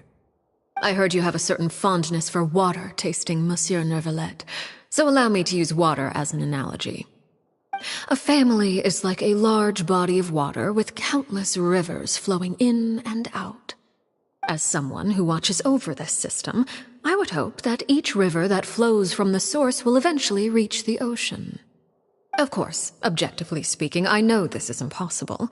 Most of the rivers will dry up along the way, disappearing into the ground and leaving nothing but a barren riverbed behind. Not all rivers are destined to reach the ocean, but I would not see their existence rendered meaningless. I believe the water that flows within them is simply meant for a different destination, like a field in need of irrigation. Or perhaps the glass of a certain water-tasting enthusiast. Did you get any of that, Traveler? Your words paint an optimistic picture indeed. Allow me to remind you, however, few among us are willing to sip from a glass filled with tainted water.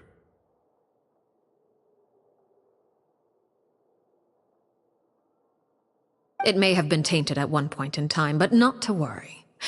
I'll make sure it's strained of all impurities and returned to its cleanest form.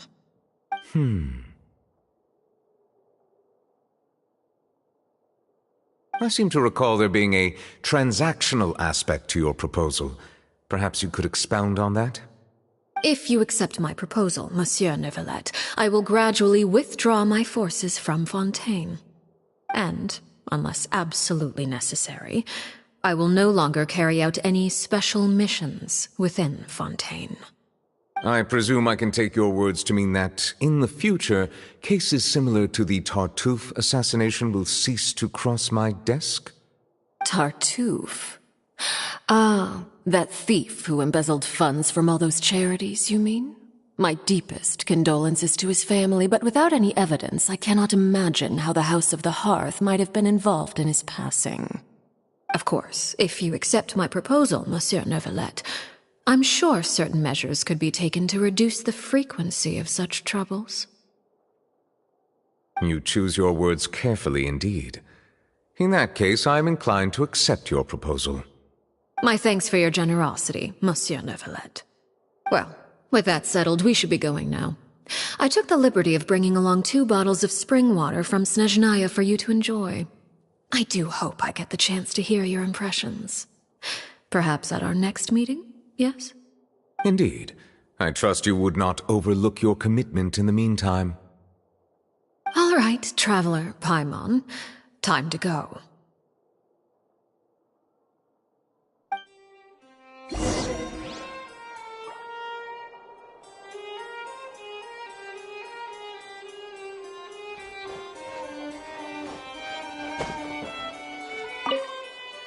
I believe I've told you before that my emotions easily resonate with those of others. Yet in the few meetings I've had with that Harbinger, I haven't been able to sense any aspect of her emotional state. Her mind is like a still body of water. Who knows what darkness lies in its depths, and the lack of ripples on the surface gives nothing away. It's unclear whether this is her natural state of being, or whether it's an incredible strength of will that gives her the ability to master her emotions. Either scenario, however, suggests she is a very dangerous individual. I do not expect an explanation as to why you two are by her side. Whatever your reasoning, I would only advise you to take caution.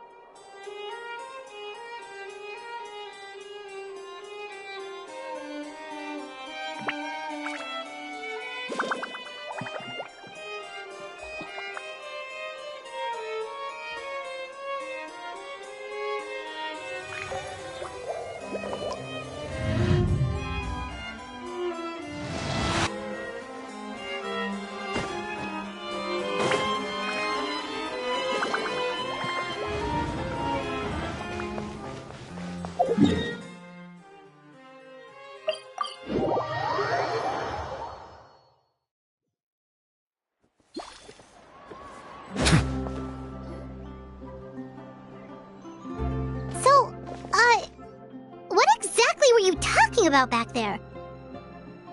Paimon only heard you mention some rivers, a large body of water, and then some kind of irrigation scheme. You really want to know? I would imagine there might be more pressing concerns at the moment. Lenny, Paimon really hopes everything's going okay. Oh! Paimon recognizes that look. You've got your thinking cap on, don't you, Traveler?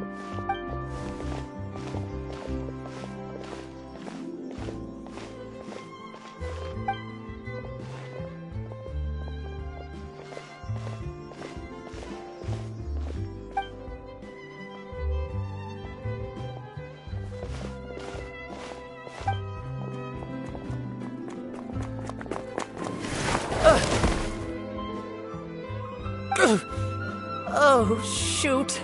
Are you alright? Oh, jeez. I'm so sorry. I was so focused on selling these papers, I wasn't looking where I was going.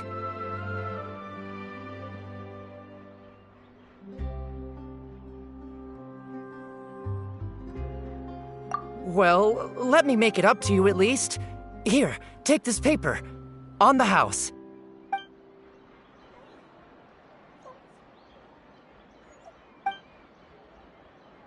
Oh, you don't have to give us anything!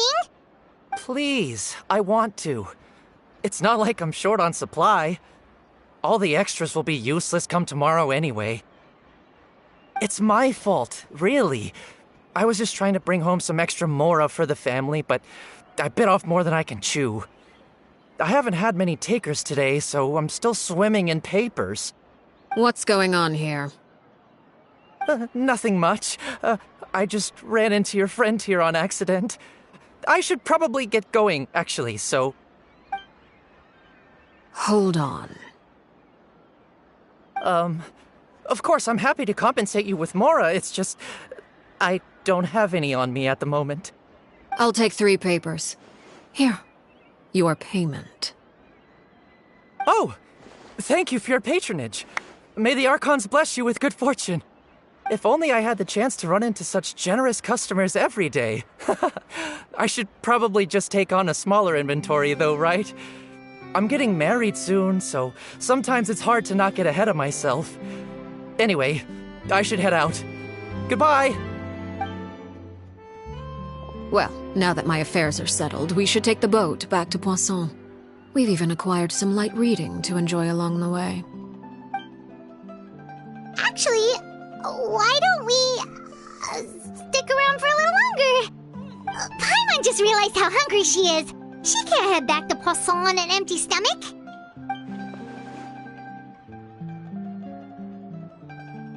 It appears you two are under the impression that delaying our return will somehow alter the situation in your favor. I'm sorry to ruin your fantasy, but your efforts are meaningless. That being said, I could be persuaded to give Linny some extra time. I just have one condition. If you agree to my request, I'll even answer some of your questions. You're quite curious about Claire V, are you not? And my relationship to her.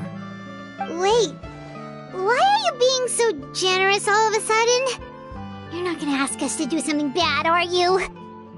You overestimate yourself. You don't have the talent for bad things. Then what can you possibly... The most important consideration in a negotiation is that both sides receive something they want. Demands and threats only get you so far.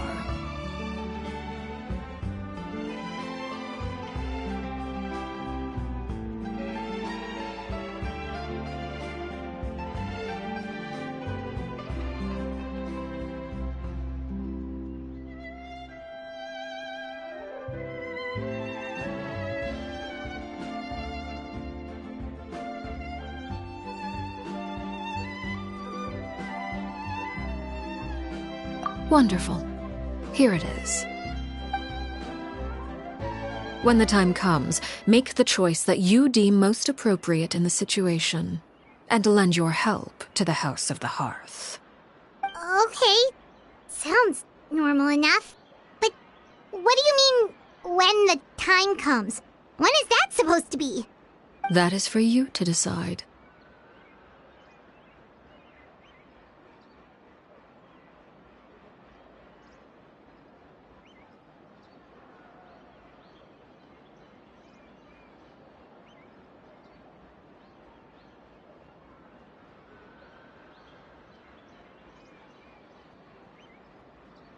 Then we have a deal.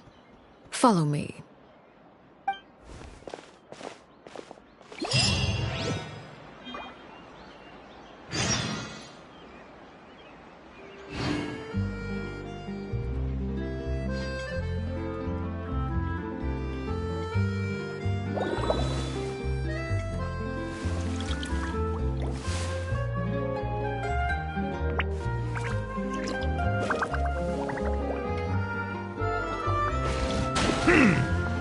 Welcome to Ballet, Mermaid.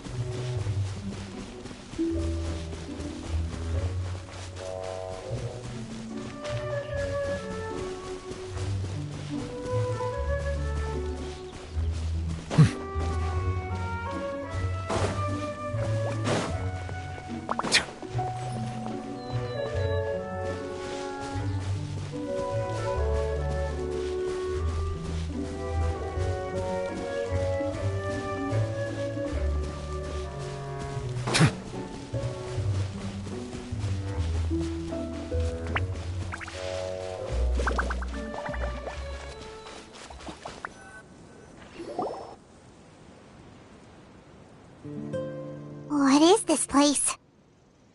Somewhere long forgotten by everyone. It used to be a grand building. Now it's nothing more than a pile of rubble. No one comes here anymore, nor does anyone care about what once happened here. Although, this place does have something to do with the story I'm about to tell you. It was before I became a Harbinger, and before Linny and the others joined the House of the Hearth. Due to certain events, I first killed Knave and then her mother. And this is where it all happened. You were the one that killed Knave?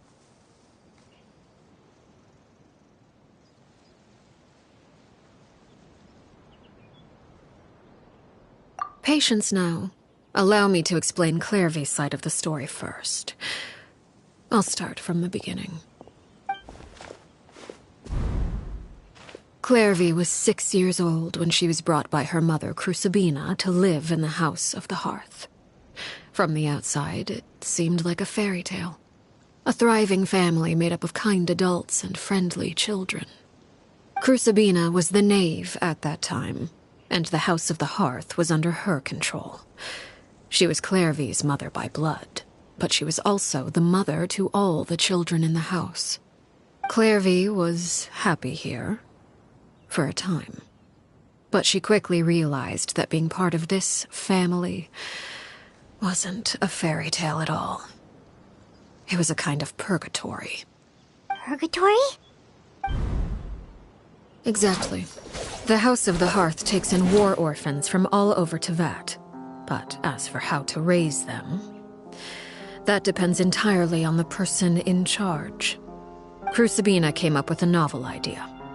She would teach the children to fight, force them to duel each other, and then crown as the king of the house the child who proved themselves most worthy of inheriting her title.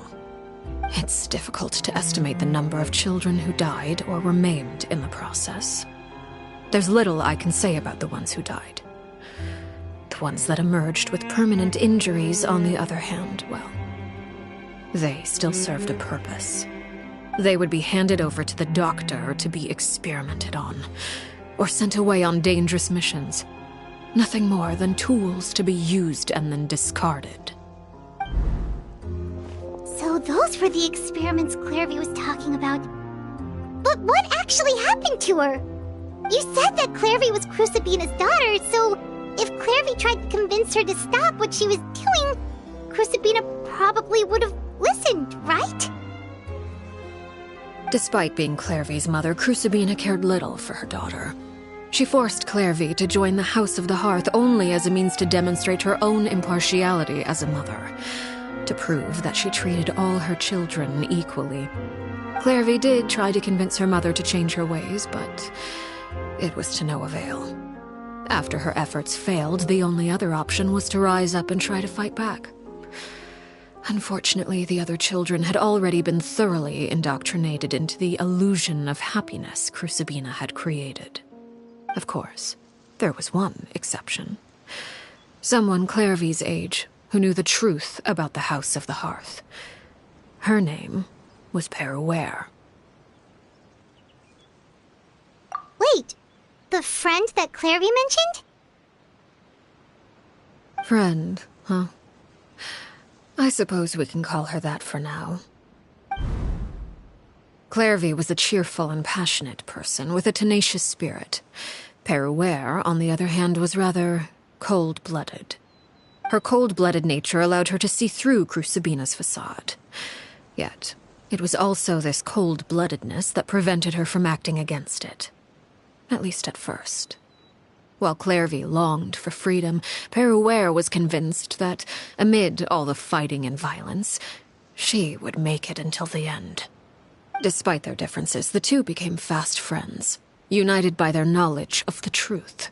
Clarevy told Peruere that she hoped to create a real family, where no one would be killed or sacrificed. There may have been a certain naivete to her ideas, but Clarevy proved her determination many times over. She tried countless times to run away, ask for help, or expose the truth. But her efforts only earned her beating after beating. The only thing that kept her going was her strength of will. Even with her body racked with pain, she would still stand on her tiptoes and open the window at night. She and Peruere would look out at the moon together, a fierce longing for freedom shining in her eyes. But one day that light simply vanished. Oh no. What happened? Her hopelessness resulted from a culmination of things. 10 years had passed. 10 years worth of failure after failure.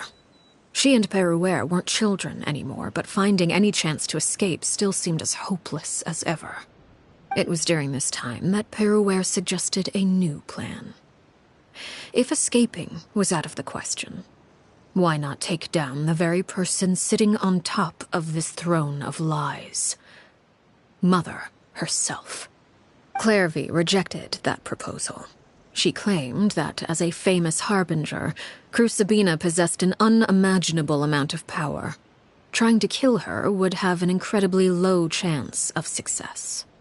Clarevy never gave another reason, but Peruere could see it written all over her face. Clarevy still thought of Crucibina as her mother. Killing her own flesh and blood was a line she couldn't bring herself to cross. If she couldn't escape and fight back, then only one option remained.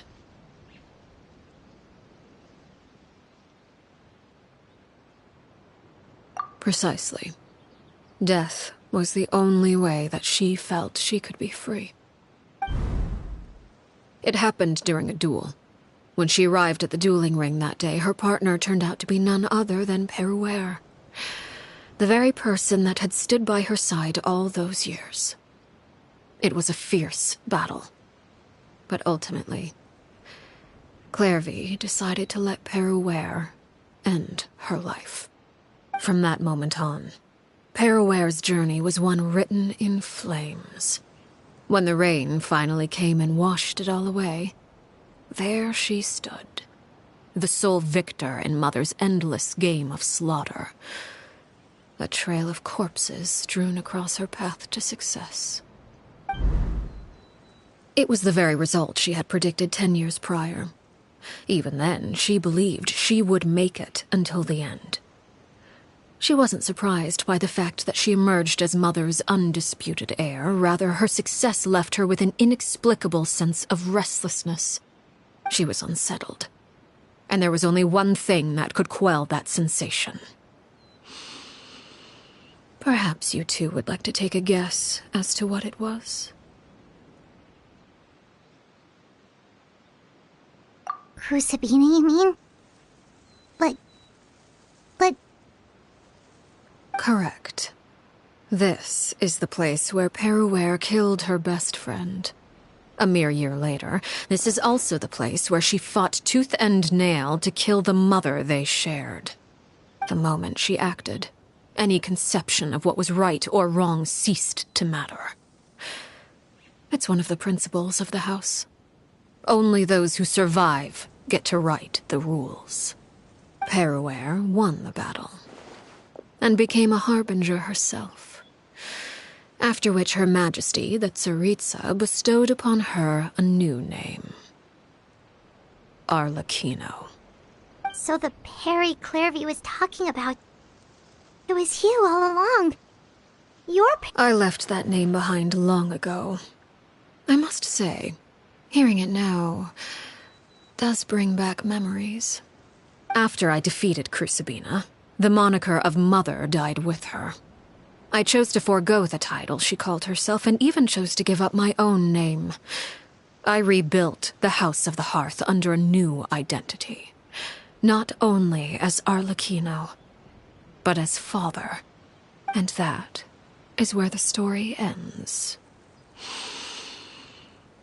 Any more questions? Yeah. Based on what you just told us, Clairvy wasn't a little kid when she was killed. So the Clairvy we met... Was she really a spirit at all? I suppose you could call her an illusion born of flame. Her existence is like ashes to a fire. Something left over in the wake of blaze and ruin. You see, a certain power runs through my veins. It's not unlike a curse. My flames leave behind shadows of anything they consume. Of course, the chances of those shadows morphing into a sentient entity are exceedingly slim. Clairvy is a very special case. Clairvy died when she was 16 years old, but what emerged from the flames was her 6-year-old self. Her appearance wasn't the only thing affected. Most of her memories were lost to the blaze as well. Memory is a mysterious thing indeed. Losing a portion of your memories will alter your sense of self. Lose 10 years' worth, however, and it would be like living in the past. Like returning to a version of yourself that never grew up. No wonder Paimon got such a weird feeling when we were talking to her. Perhaps I should put it this way.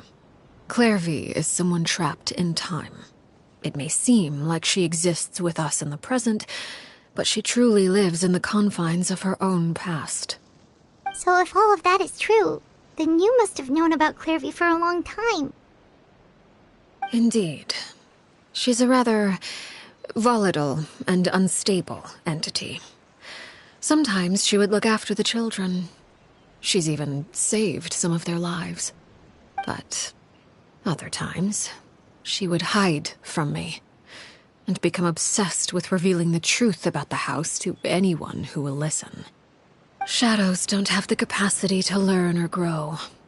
Any new information they encounter is quickly forgotten over time. Your attempts to expose Clairvy to sunlight. They failed, yes? The reason is actually quite simple. In Clairvy's mind, the house is impossible to escape, and it is this very perception that traps her there. But no matter. All I have to do is kill her again, and all will be resolved. I don't anticipate so much as a single speck of ash will be left behind this time. Wait! Paimon can understand why you might want her gone, but isn't there another way? So what if she's trapped in her 6-year-old self? She's still your friend! At least talk to her first! It's too late for that. She broke the rules, and now she must be punished. That goes for Filial and Nantoy as well. She's had quite the effect on them. I hope you understand. The difference between Crucibina and myself lies in our formulation of the rules, not our policy for enforcing them. Upholding the rules without question is a trait we both share, because that is how a household should be run. Is this really what you want to do? Whatever could you mean? Don't you want to say a proper goodbye at least?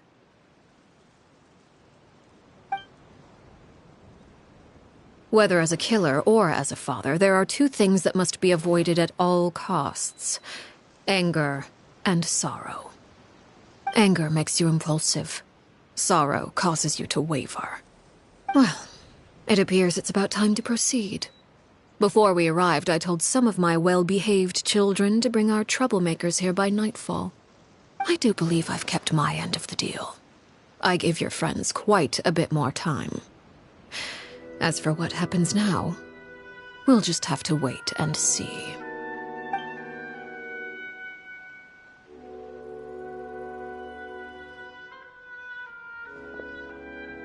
Here they are, Father.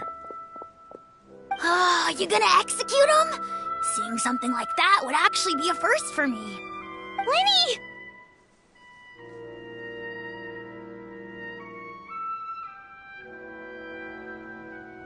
I'm sorry. I heard about how... but I still failed. I couldn't find a way to fulfill her wish. Huh? Are you... Perry? Indeed, it's been a while, Clairvy. Perry! Shh. Stay right there. I'm sorry to postpone our reunion, but first I believe certain scores need settling.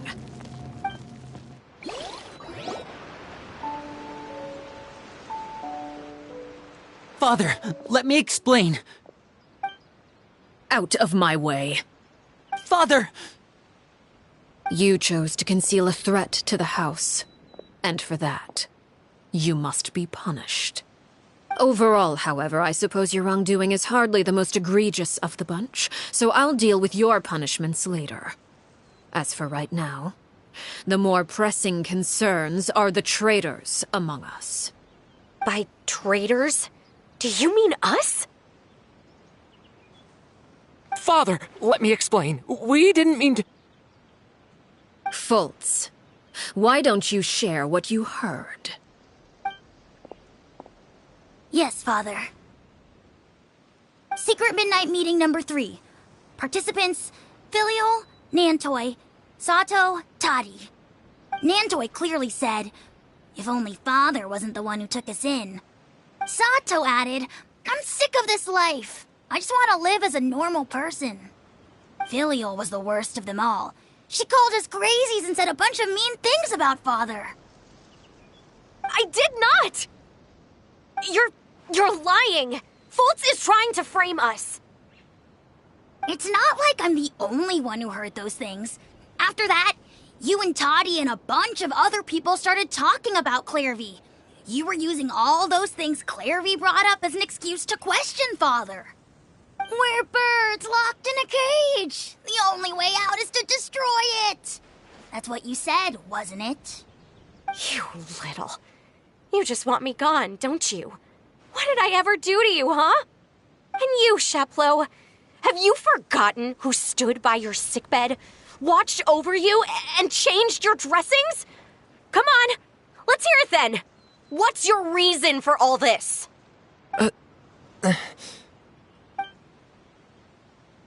You're wrong, Filial. We don't want you to die. You're our family. Liar. You wouldn't be doing this if that were the case. So why? Why have you backed us into a corner? We all live in the House of the Hearth. You know the type of work we do, Filial. A single betrayal can cost dozens of us our lives. It's not like it's never happened before. That kind of thing is hard to forget. That's why the House of the Hearth cannot tolerate any form of betrayal. Ever since we came to Poisson, you've had 7 secret meetings. A lot of the things you talked about really crossed the line. You've been spying on us for half a month? Wait a second. Now that I think about it, the move to Poisson was just a way to make it easier to spy on us, wasn't it? Because we were all in one place. You've had this planned all along. Filial, Nantoy, I'm sorry. I owe you both my life. I owe Clairvy too. If it weren't for all your help after I got poisoned, I wouldn't be standing here today. If this were any other situation, I would do anything to repay that kindness, even if it cost me my life. But rules are rules. I'm sorry. My hands are tied. Why? Why? That's enough, Filial. We made a mistake, and we should own up to it. We broke the rules, plain and simple. And now we have to face the consequences. I'm sorry, Chaplot. Foltz. I'm sorry, Father. We accept our punishment.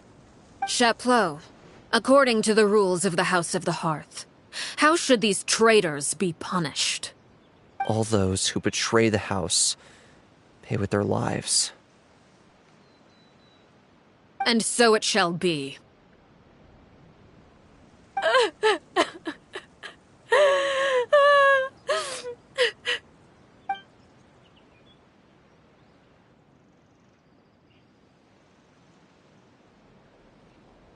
Father, please wait!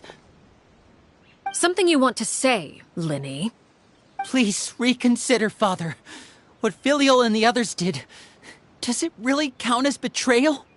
We all come from broken families.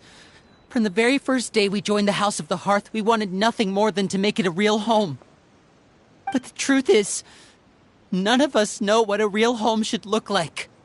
I'm not saying I have all the answers. All I know is this.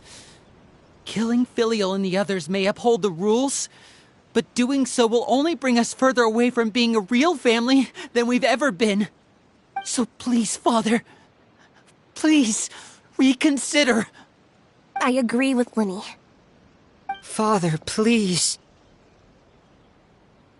Linny, you...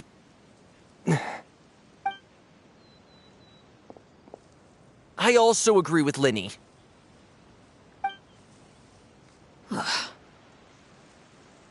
An order once given cannot be rescinded. However, given the extent of your determination, I suppose we shall have to go about this a different way. Draw your weapons and face me. Our weapons? Father, are you referring to a duel? Precisely. The rules of the house will not be altered. Traitors must be punished. However, resolving disputes with a duel is also one of our rules, one that also applies to me. Demonstrate a sufficient showing of strength, and I shall offer a concession. Wait.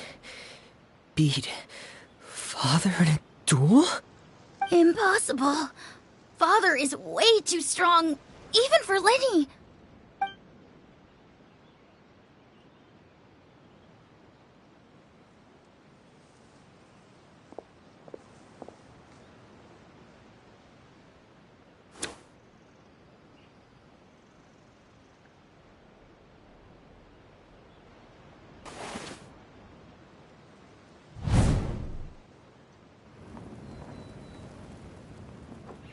Did you hear that, Traveler?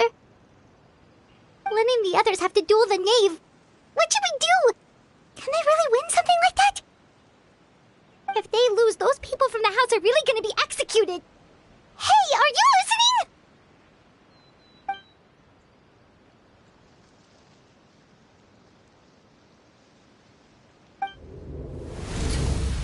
Don't you want to say a proper goodbye at least? Anger makes you impulsive. Sorrow causes you to waver.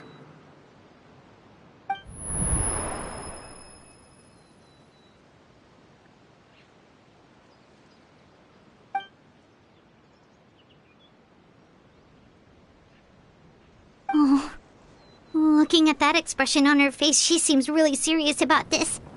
Guess that means there's no chance she's throwing the duel on purpose, huh?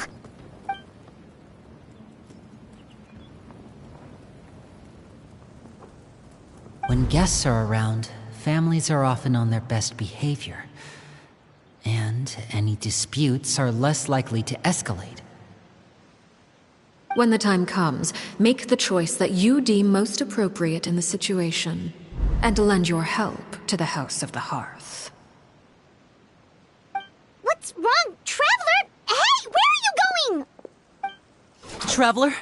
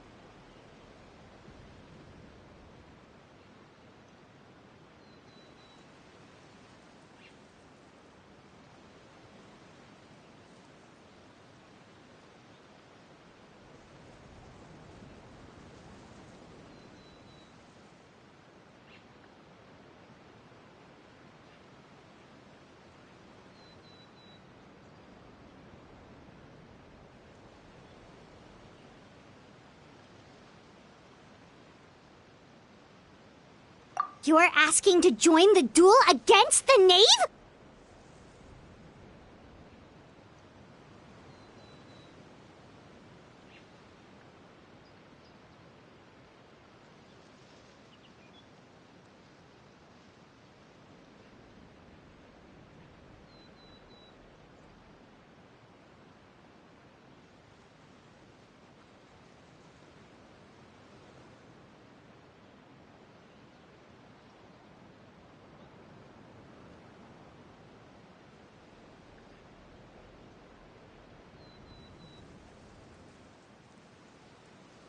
I'll allow it.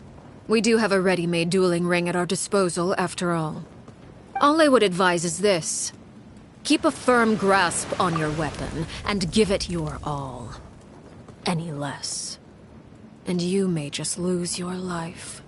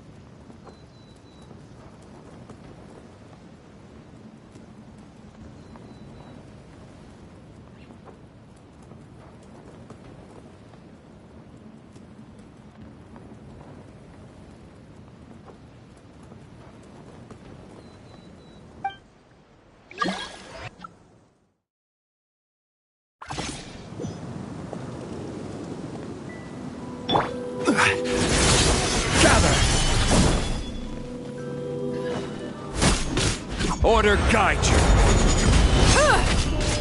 Now disappear!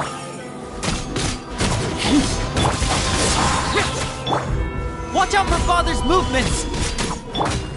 With these rising flames!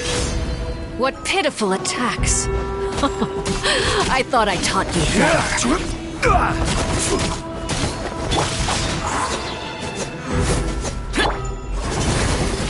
Gather! Are you alright? What pitiful attacks! I thought I taught you better. With these rising flames! What pitiful attacks! Stabilize! I thought I taught you better. Getting here!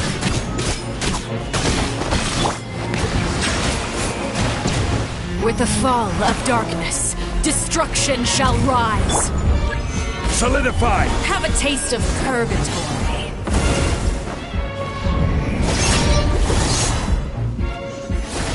Watch out for Father's movements!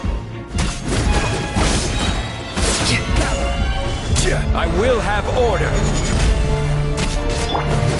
How amusing.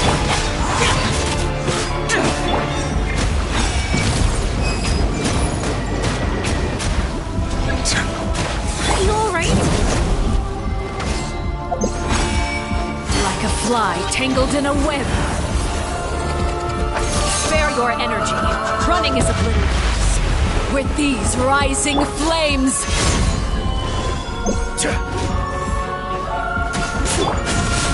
Try to pace yourself! Closer now. Have a taste of purgatory.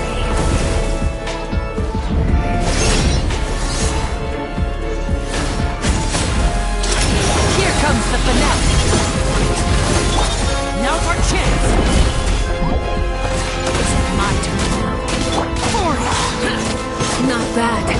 You've proven to be a worthy opponent after all.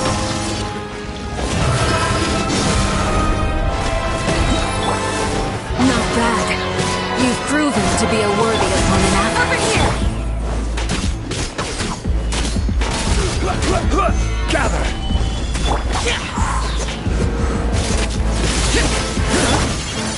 This is order!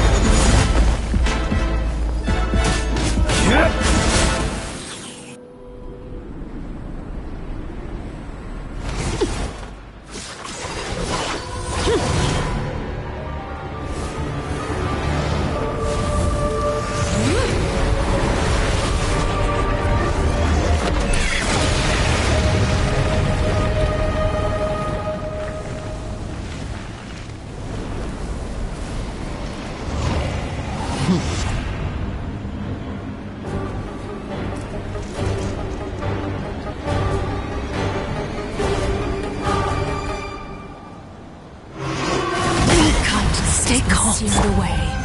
My blade is all that remains.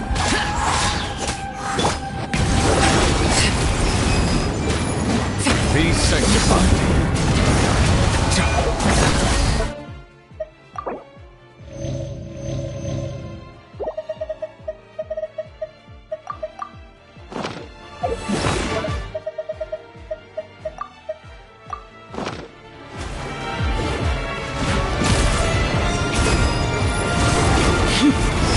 Bow your head.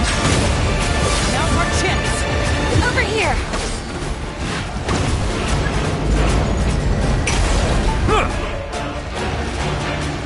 Your punishment made manifest.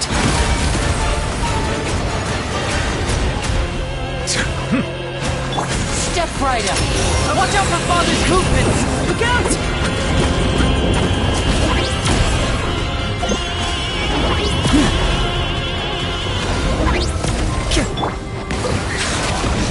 Suntown is only the beginning. Let the might be humble.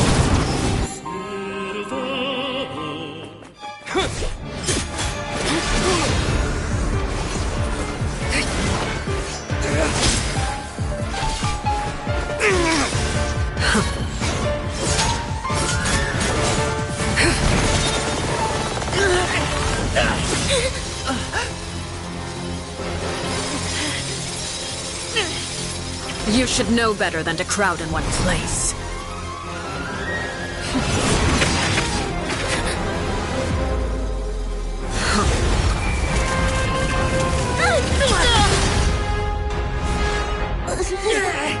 Oh, I know. No! I'm sorry, Father!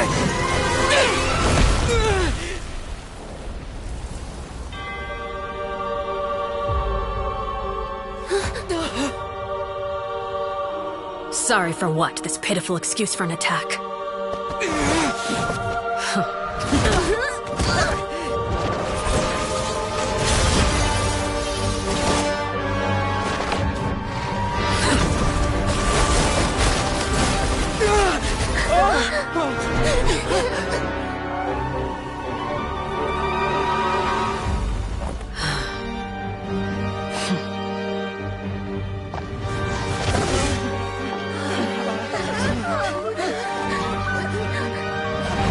Father, no!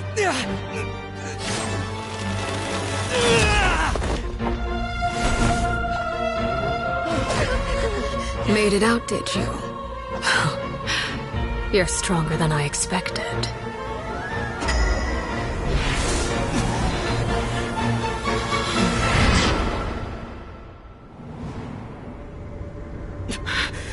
A crimson moon?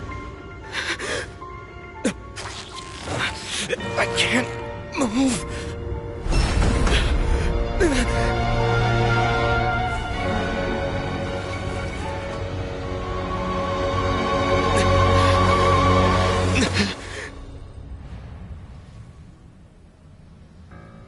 Still, not strong enough to beat me.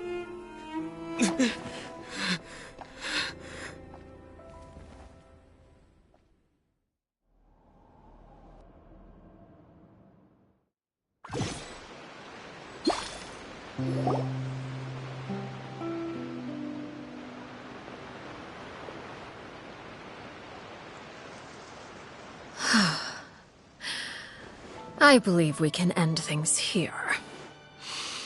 It's not often that we get to enjoy the company of guests, after all. We wouldn't want things to get too out of hand.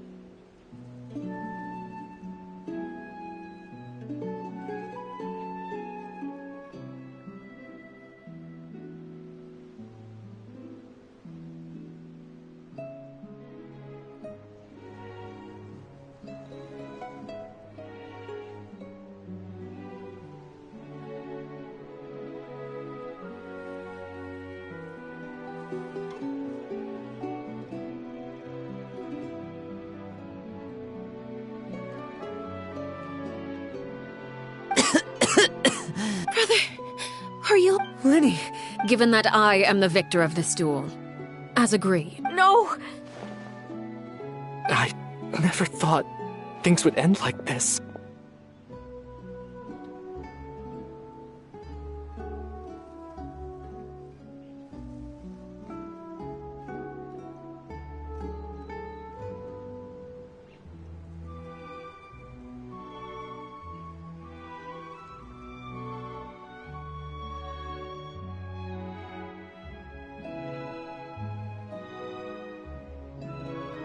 However, everyone involved in the duel demonstrated a remarkable level of strength and determination. In light of this, I'm prepared to change the method of execution. Elwar, the bottled flames I gave you for safekeeping. Do you still have them? Yes? I wasn't sure what they were for, but I've kept them super safe. I didn't lose a single one. Wonderful. Then, In just a moment, I'll have you administer them. Bottled flames? Indeed. They're the product of a secret experiment. Under certain special circumstances, flames can be extracted from my person and preserved. Once ingested, searing pain will spread across every inch of your body. No harm will come to you physically, but your memories will be burned away. If you can withstand the pain. When you awake, you'll have forgotten everything you know about the House of the Hearth, and will be expelled from the organization. In other words, administering this concoction will kill the version of you that grew up in the house, and give you a new identity.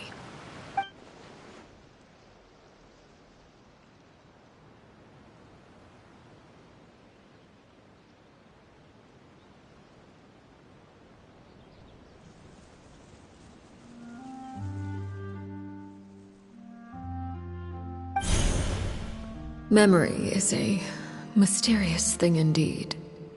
Losing a portion of your memories will alter your sense of self.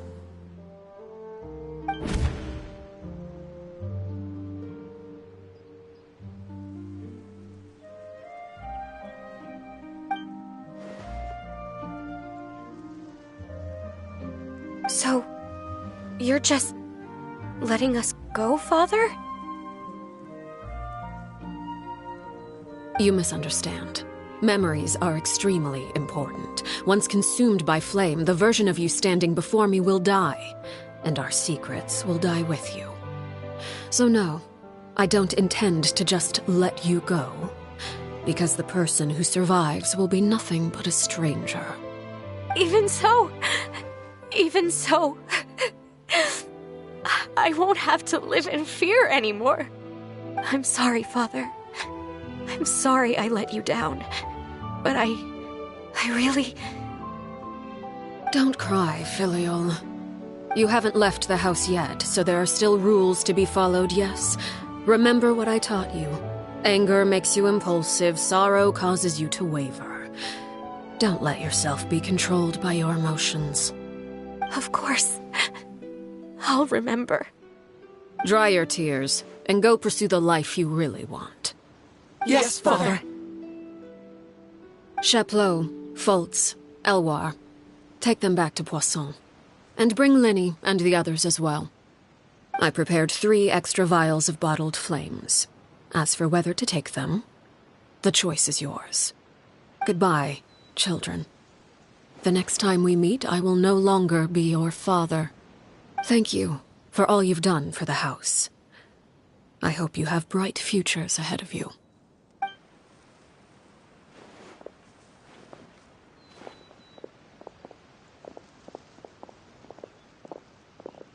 Father!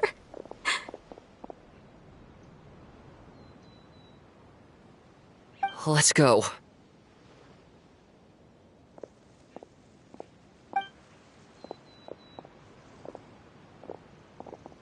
Here, grab my arm, Linny. I'll help you walk back. Thank you.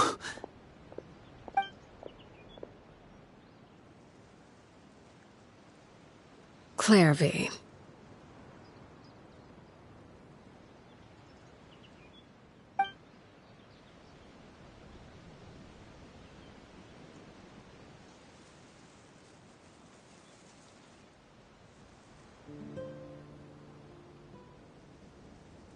Can we talk now? I've been waiting for a super long time. You really are Perry, aren't you? I haven't seen you in so long. How come you're all grown up? Wait, did I somehow travel to the future on accident? Or am I dreaming? What a long dream. Neither. You died, Clairvy. That's what happened. You could have at least sugarcoated it a little! Oh. Okay then. Huh? That's it? You accepted it just like that? Yep. If that's what Perry says happened, then I believe her. Perry wouldn't lie to me. Plus, I don't really need to know why I'm like this. I'm more curious about what happens in the future. If you're a harbinger now, Perry, that means Mother is gone, isn't she? Can you tell me about it? I want to know what happened to her. And to me. You never stopped trying to defy fate. At first, no one believed you. You could only vent your frustrations to the moon. In fact, you often sought comfort in the night sky. You wanted to see the aurora, so one night we promised each other we would go to Snezhnaya to see it together. Later on, you tried to run away, but you were brought back each time.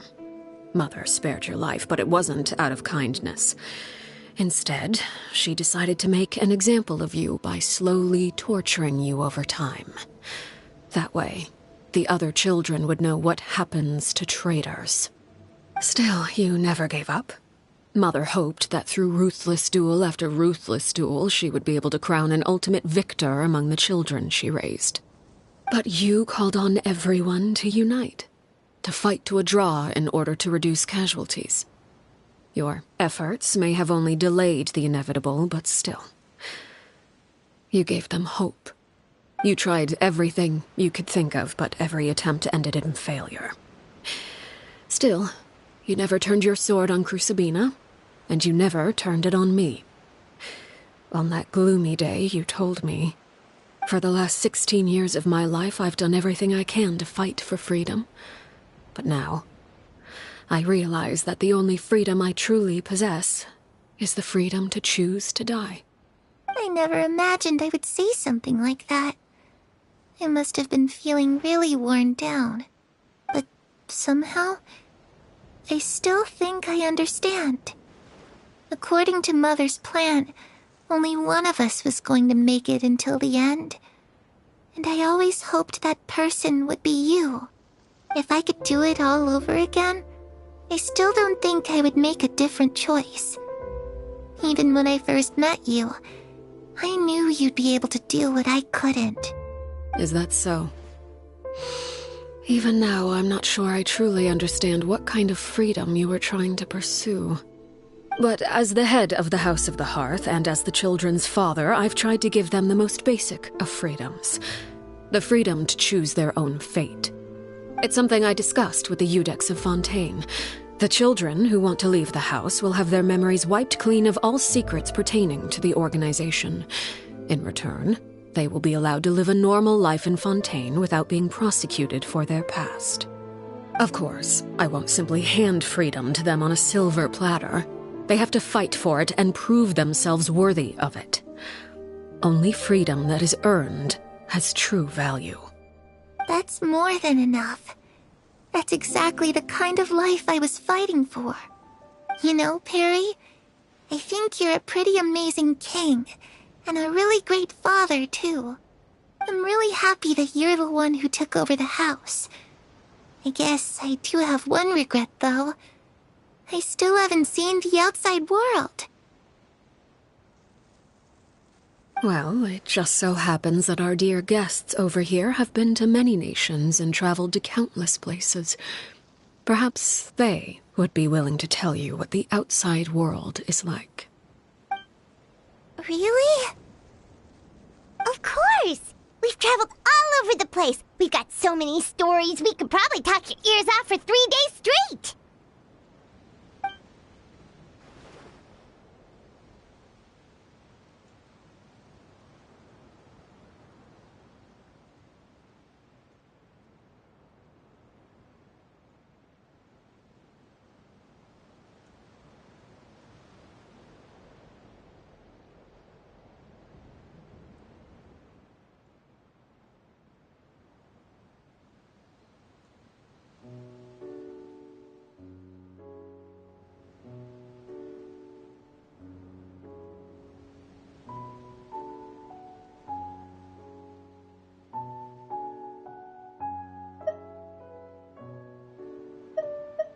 I was always too afraid to skip Mother's fighting lessons.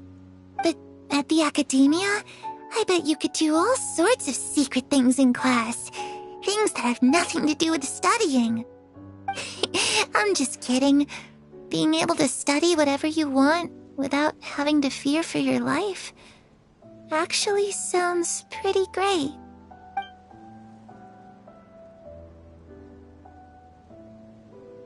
You know, I used to dream of being a bard, playing the lute while singing into the winds of freedom. Even if there was no one there to listen, I would have continued to sing no matter what.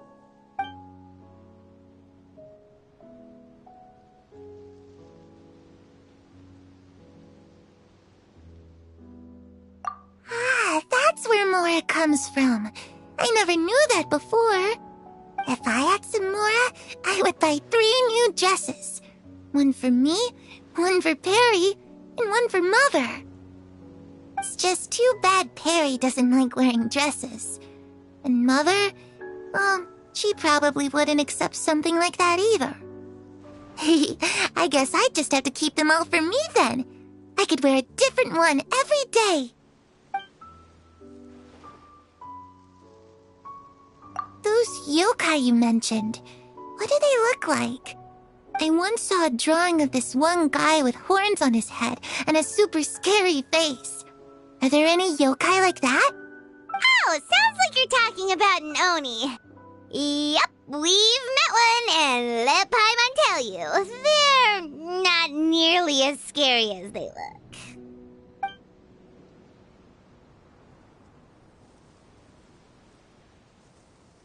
The situation was super dangerous. Lenny and Lynette were accused of committing a crime, and they were going to have to stand trial at the Opera Epicles. Oh no, that must have been hard for all of you. What happened next? Don't worry, we were able to turn the situation around super quickly, all thanks to Detective Paimon, of course. How'd you do that? Come on, tell me. Okay, so it was like this. After the failed magic show, we rushed to the scene and...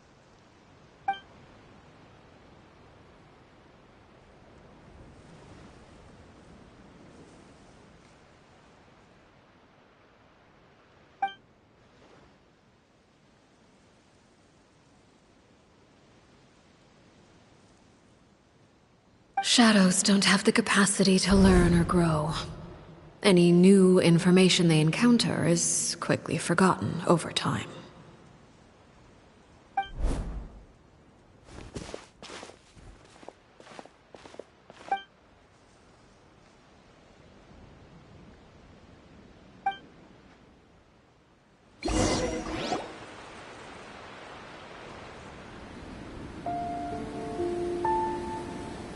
Clairvy, you've worked tirelessly from the shadows to overthrow the House of the Hearth. Now, by my authority as the Knave, I shall announce how this matter ends. You are hereby expelled from the House of the Hearth. You are no longer tied to this place, nor are you bound by its rules. You're saying that I can finally leave? I get to experience the outside world as well? Oh, I almost forgot. There's no getting older for me. Still, seeing who you grew up to be makes me really happy, Parallel. Take care of yourself. Goodbye. May we meet again someday.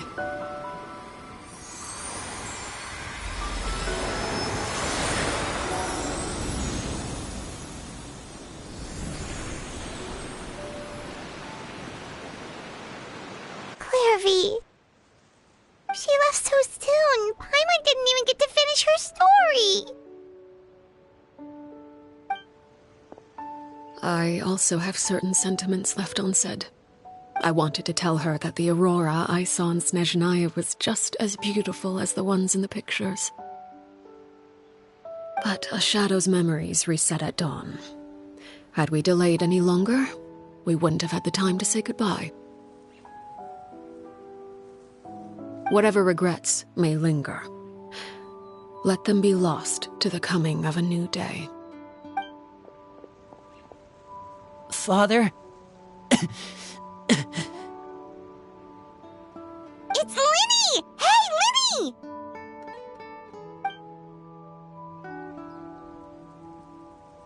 What is he doing back here? Let's go check it out.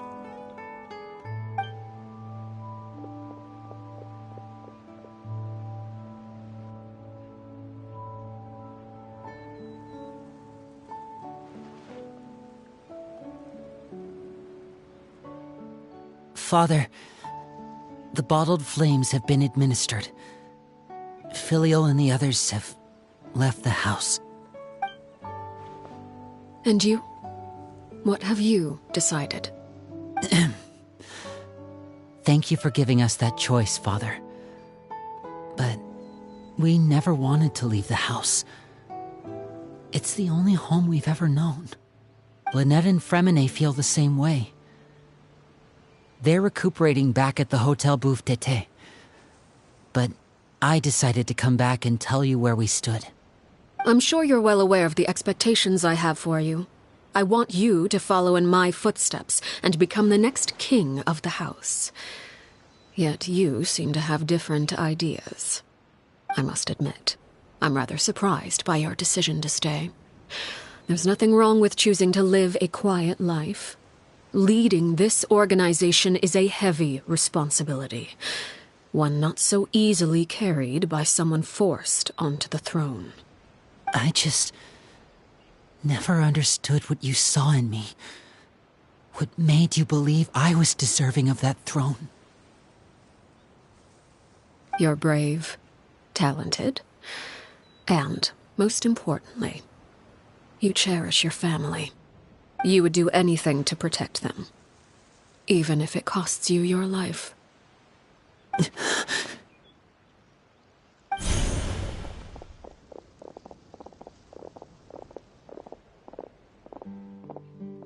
Speaking up back there was so brave of you, Linny.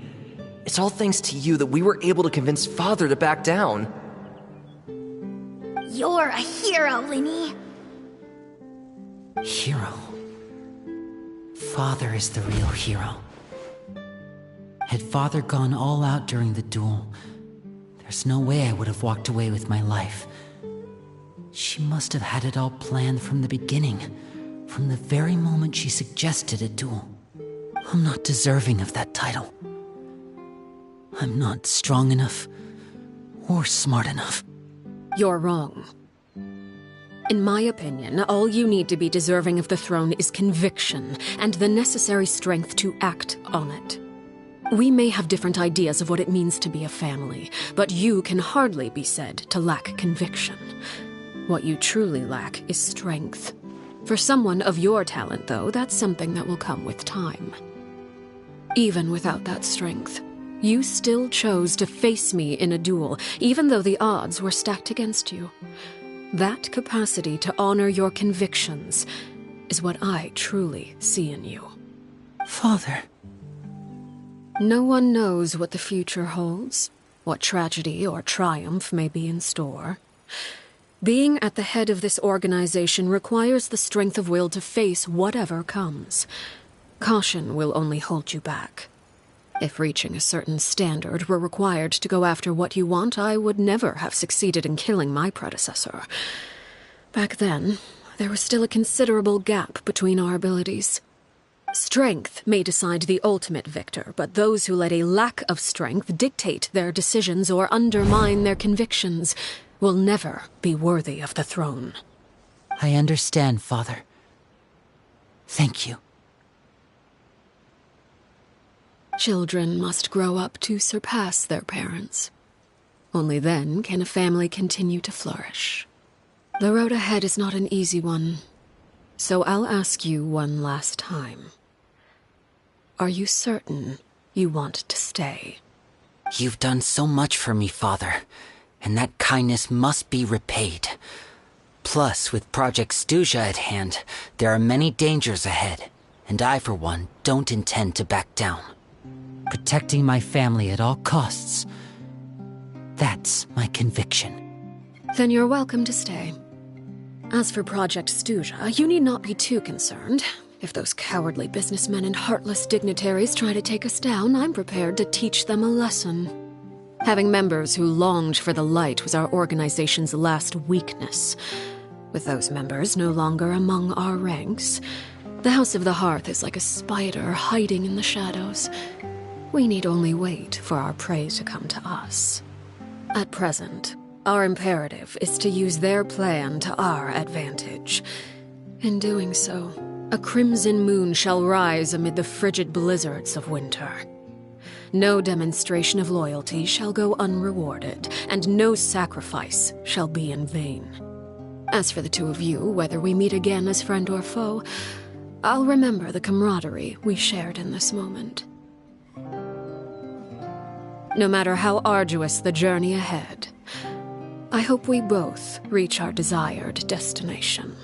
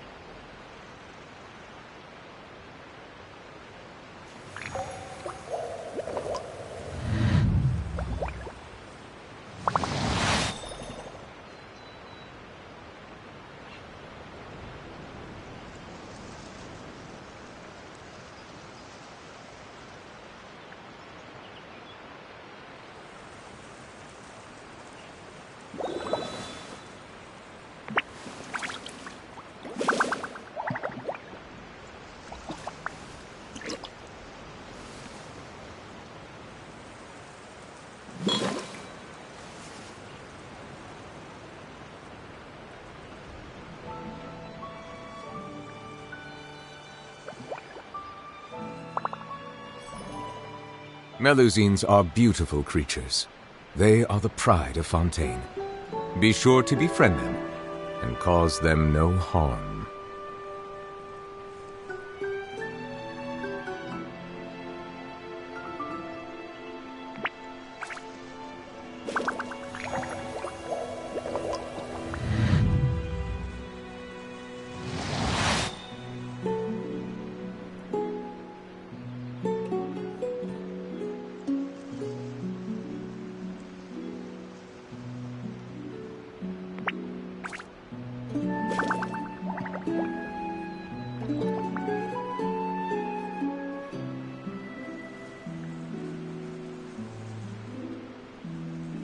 I see the value in my own work, but I also see the meaning in all the endeavors of the people of Fontaine. I believe I will continue to take pride in fulfilling my duties.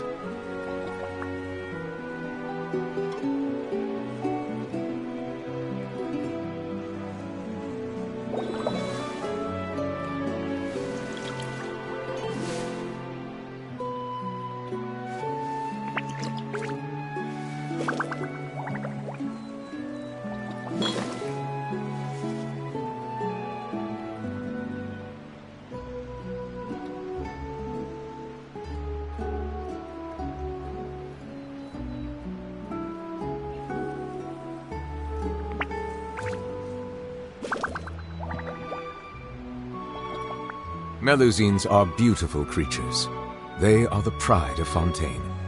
Be sure to befriend them and cause them no harm.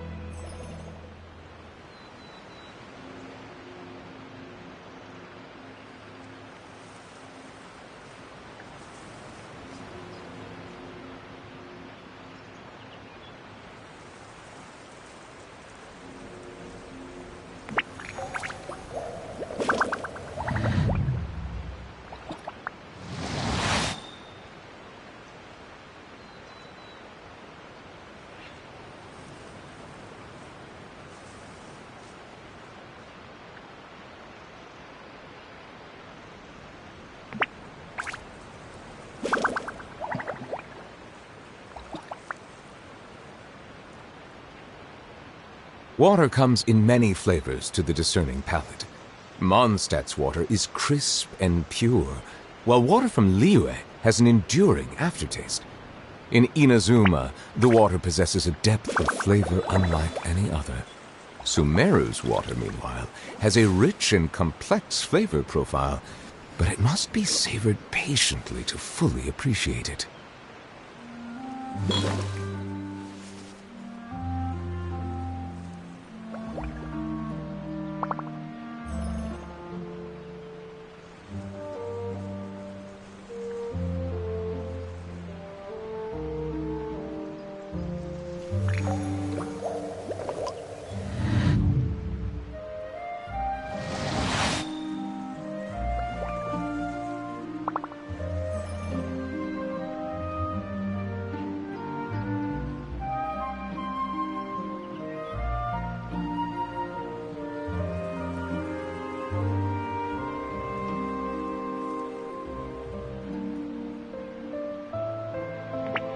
Melusines are beautiful creatures. They are the pride of Fontaine. Be sure to befriend them and cause them no harm.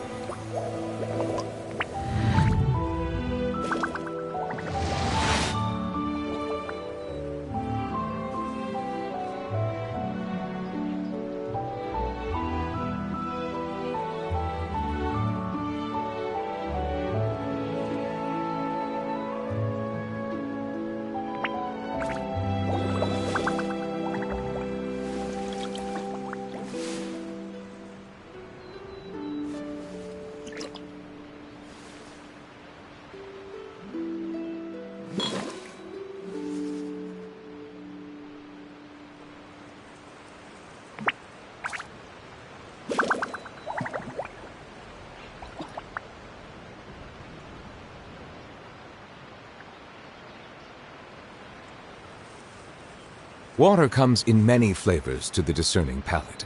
Mondstadt's water is crisp and pure, while water from Liyue has an enduring aftertaste. In Inazuma, the water possesses a depth of flavor unlike any other. Sumeru's water, meanwhile, has a rich and complex flavor profile, but it must be savored patiently to fully appreciate it.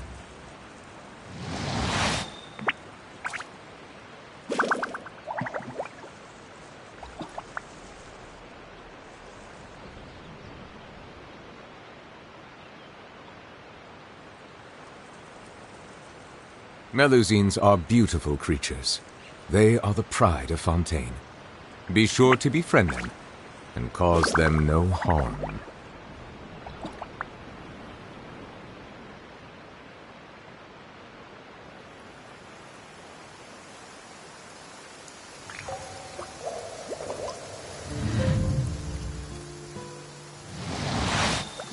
Ah, my apologies.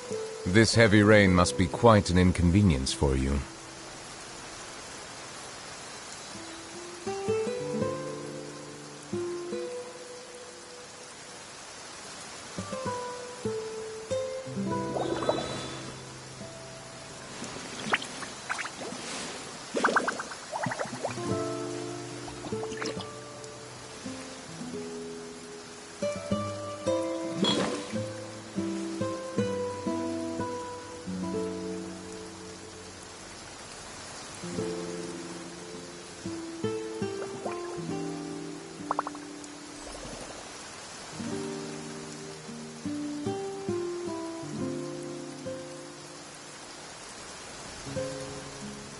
Water comes in many flavors to the discerning palate.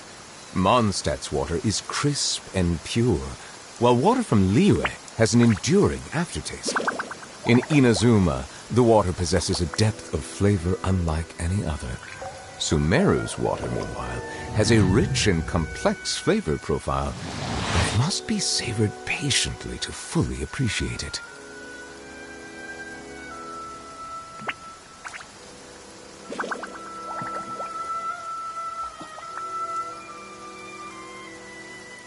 Melusines are beautiful creatures. They are the pride of Fontaine. Be sure to befriend them and cause them no harm.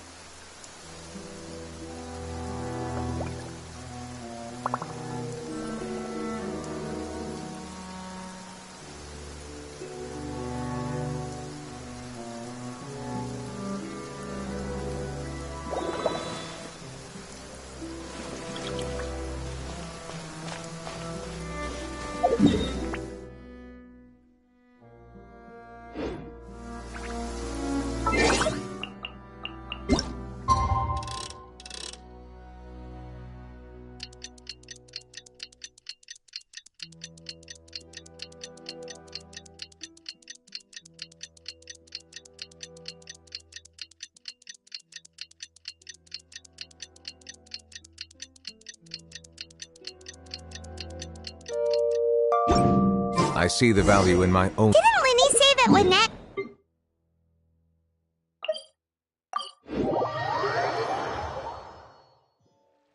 Settle down!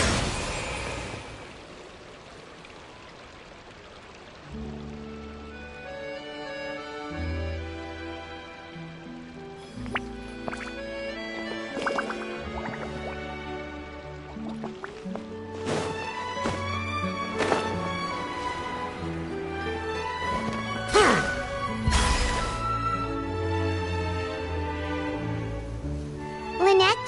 Fremine? How are you feeling? Much better. Whew, what a relief! What about you? Are you feeling alright?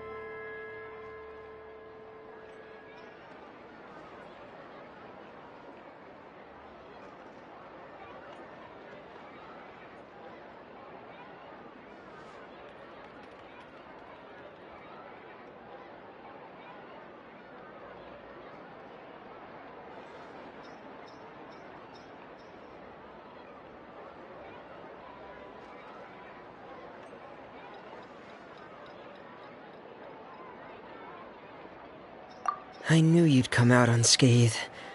Us, on the other hand, well, we've been Oh, and I wanted... Linny and the other members have left Poisson and returned to the House of the Hearth. According to him, there haven't been any more sightings of a spirit roaming the house. I see. I'm glad. Father came to check up on us 2 days ago and told us about what happened with Crucibina and Clairvy. Actually... Wait, what? Crucibina died a year after Clairvy. It was during the year between their deaths that I joined the House of the Hearth. Sabina had an extremely cruel and radical way of doing things. While she was alive, the atmosphere in the... When I joined, though, the experiment she valued so much had already come to an end, and all the people involved, dead and injured alike, were gone. Sabina never talked about the past with us newcomers. A couple of months after I joined, Father killed Sabina and burned all her files. With that, the names of all the people subjected to her experiments, Knave included, were lost to the flames, along with the painful memories they represented. Father took in Lenny and me a couple months after that, but she never mentioned anything about Sabina or Knave. It really seems like something she was planning to keep to herself. The last time you talked to her, did she mention why she kept it a secret for so long? She said she didn't want us to be affected by the darkness of the past. She was worried we'd develop a false sense of gratitude towards her if we knew about it.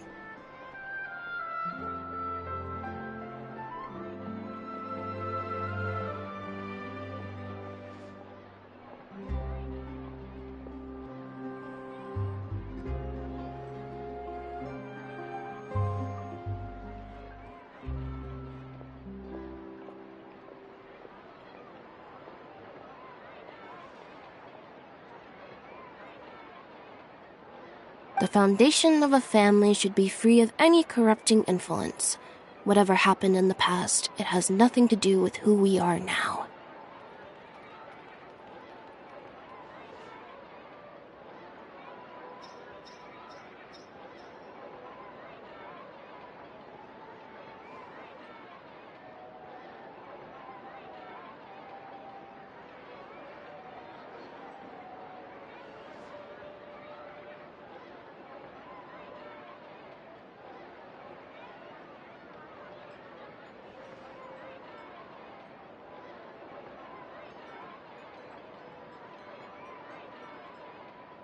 And that's what Father told. But I still thanked her for everything. It was only after hearing about what Sabina did that I finally realized how insignificant our lives could have been. The members of the house meant nothing to her. To say that she valued them in any way, even just as a tool, would probably be giving her too much credit.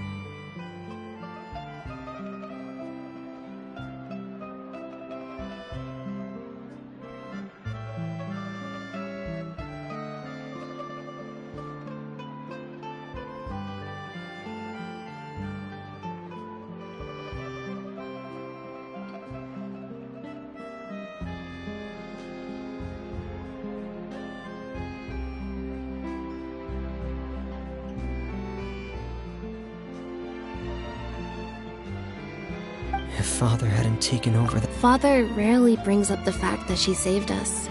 But even if we didn't owe her, we may have arguments or times when we feel wronged. Whether the path before... So I wanted to say thank you for helping us make it through this crisis. Without... Oh, we didn't do anything. Of course. You're welcome. Are Filial and... I actually saw them at a cafe this morning. They didn't recognize me. From what I could tell, they were drinking coffee and talking about one of the operas as they seemed happy.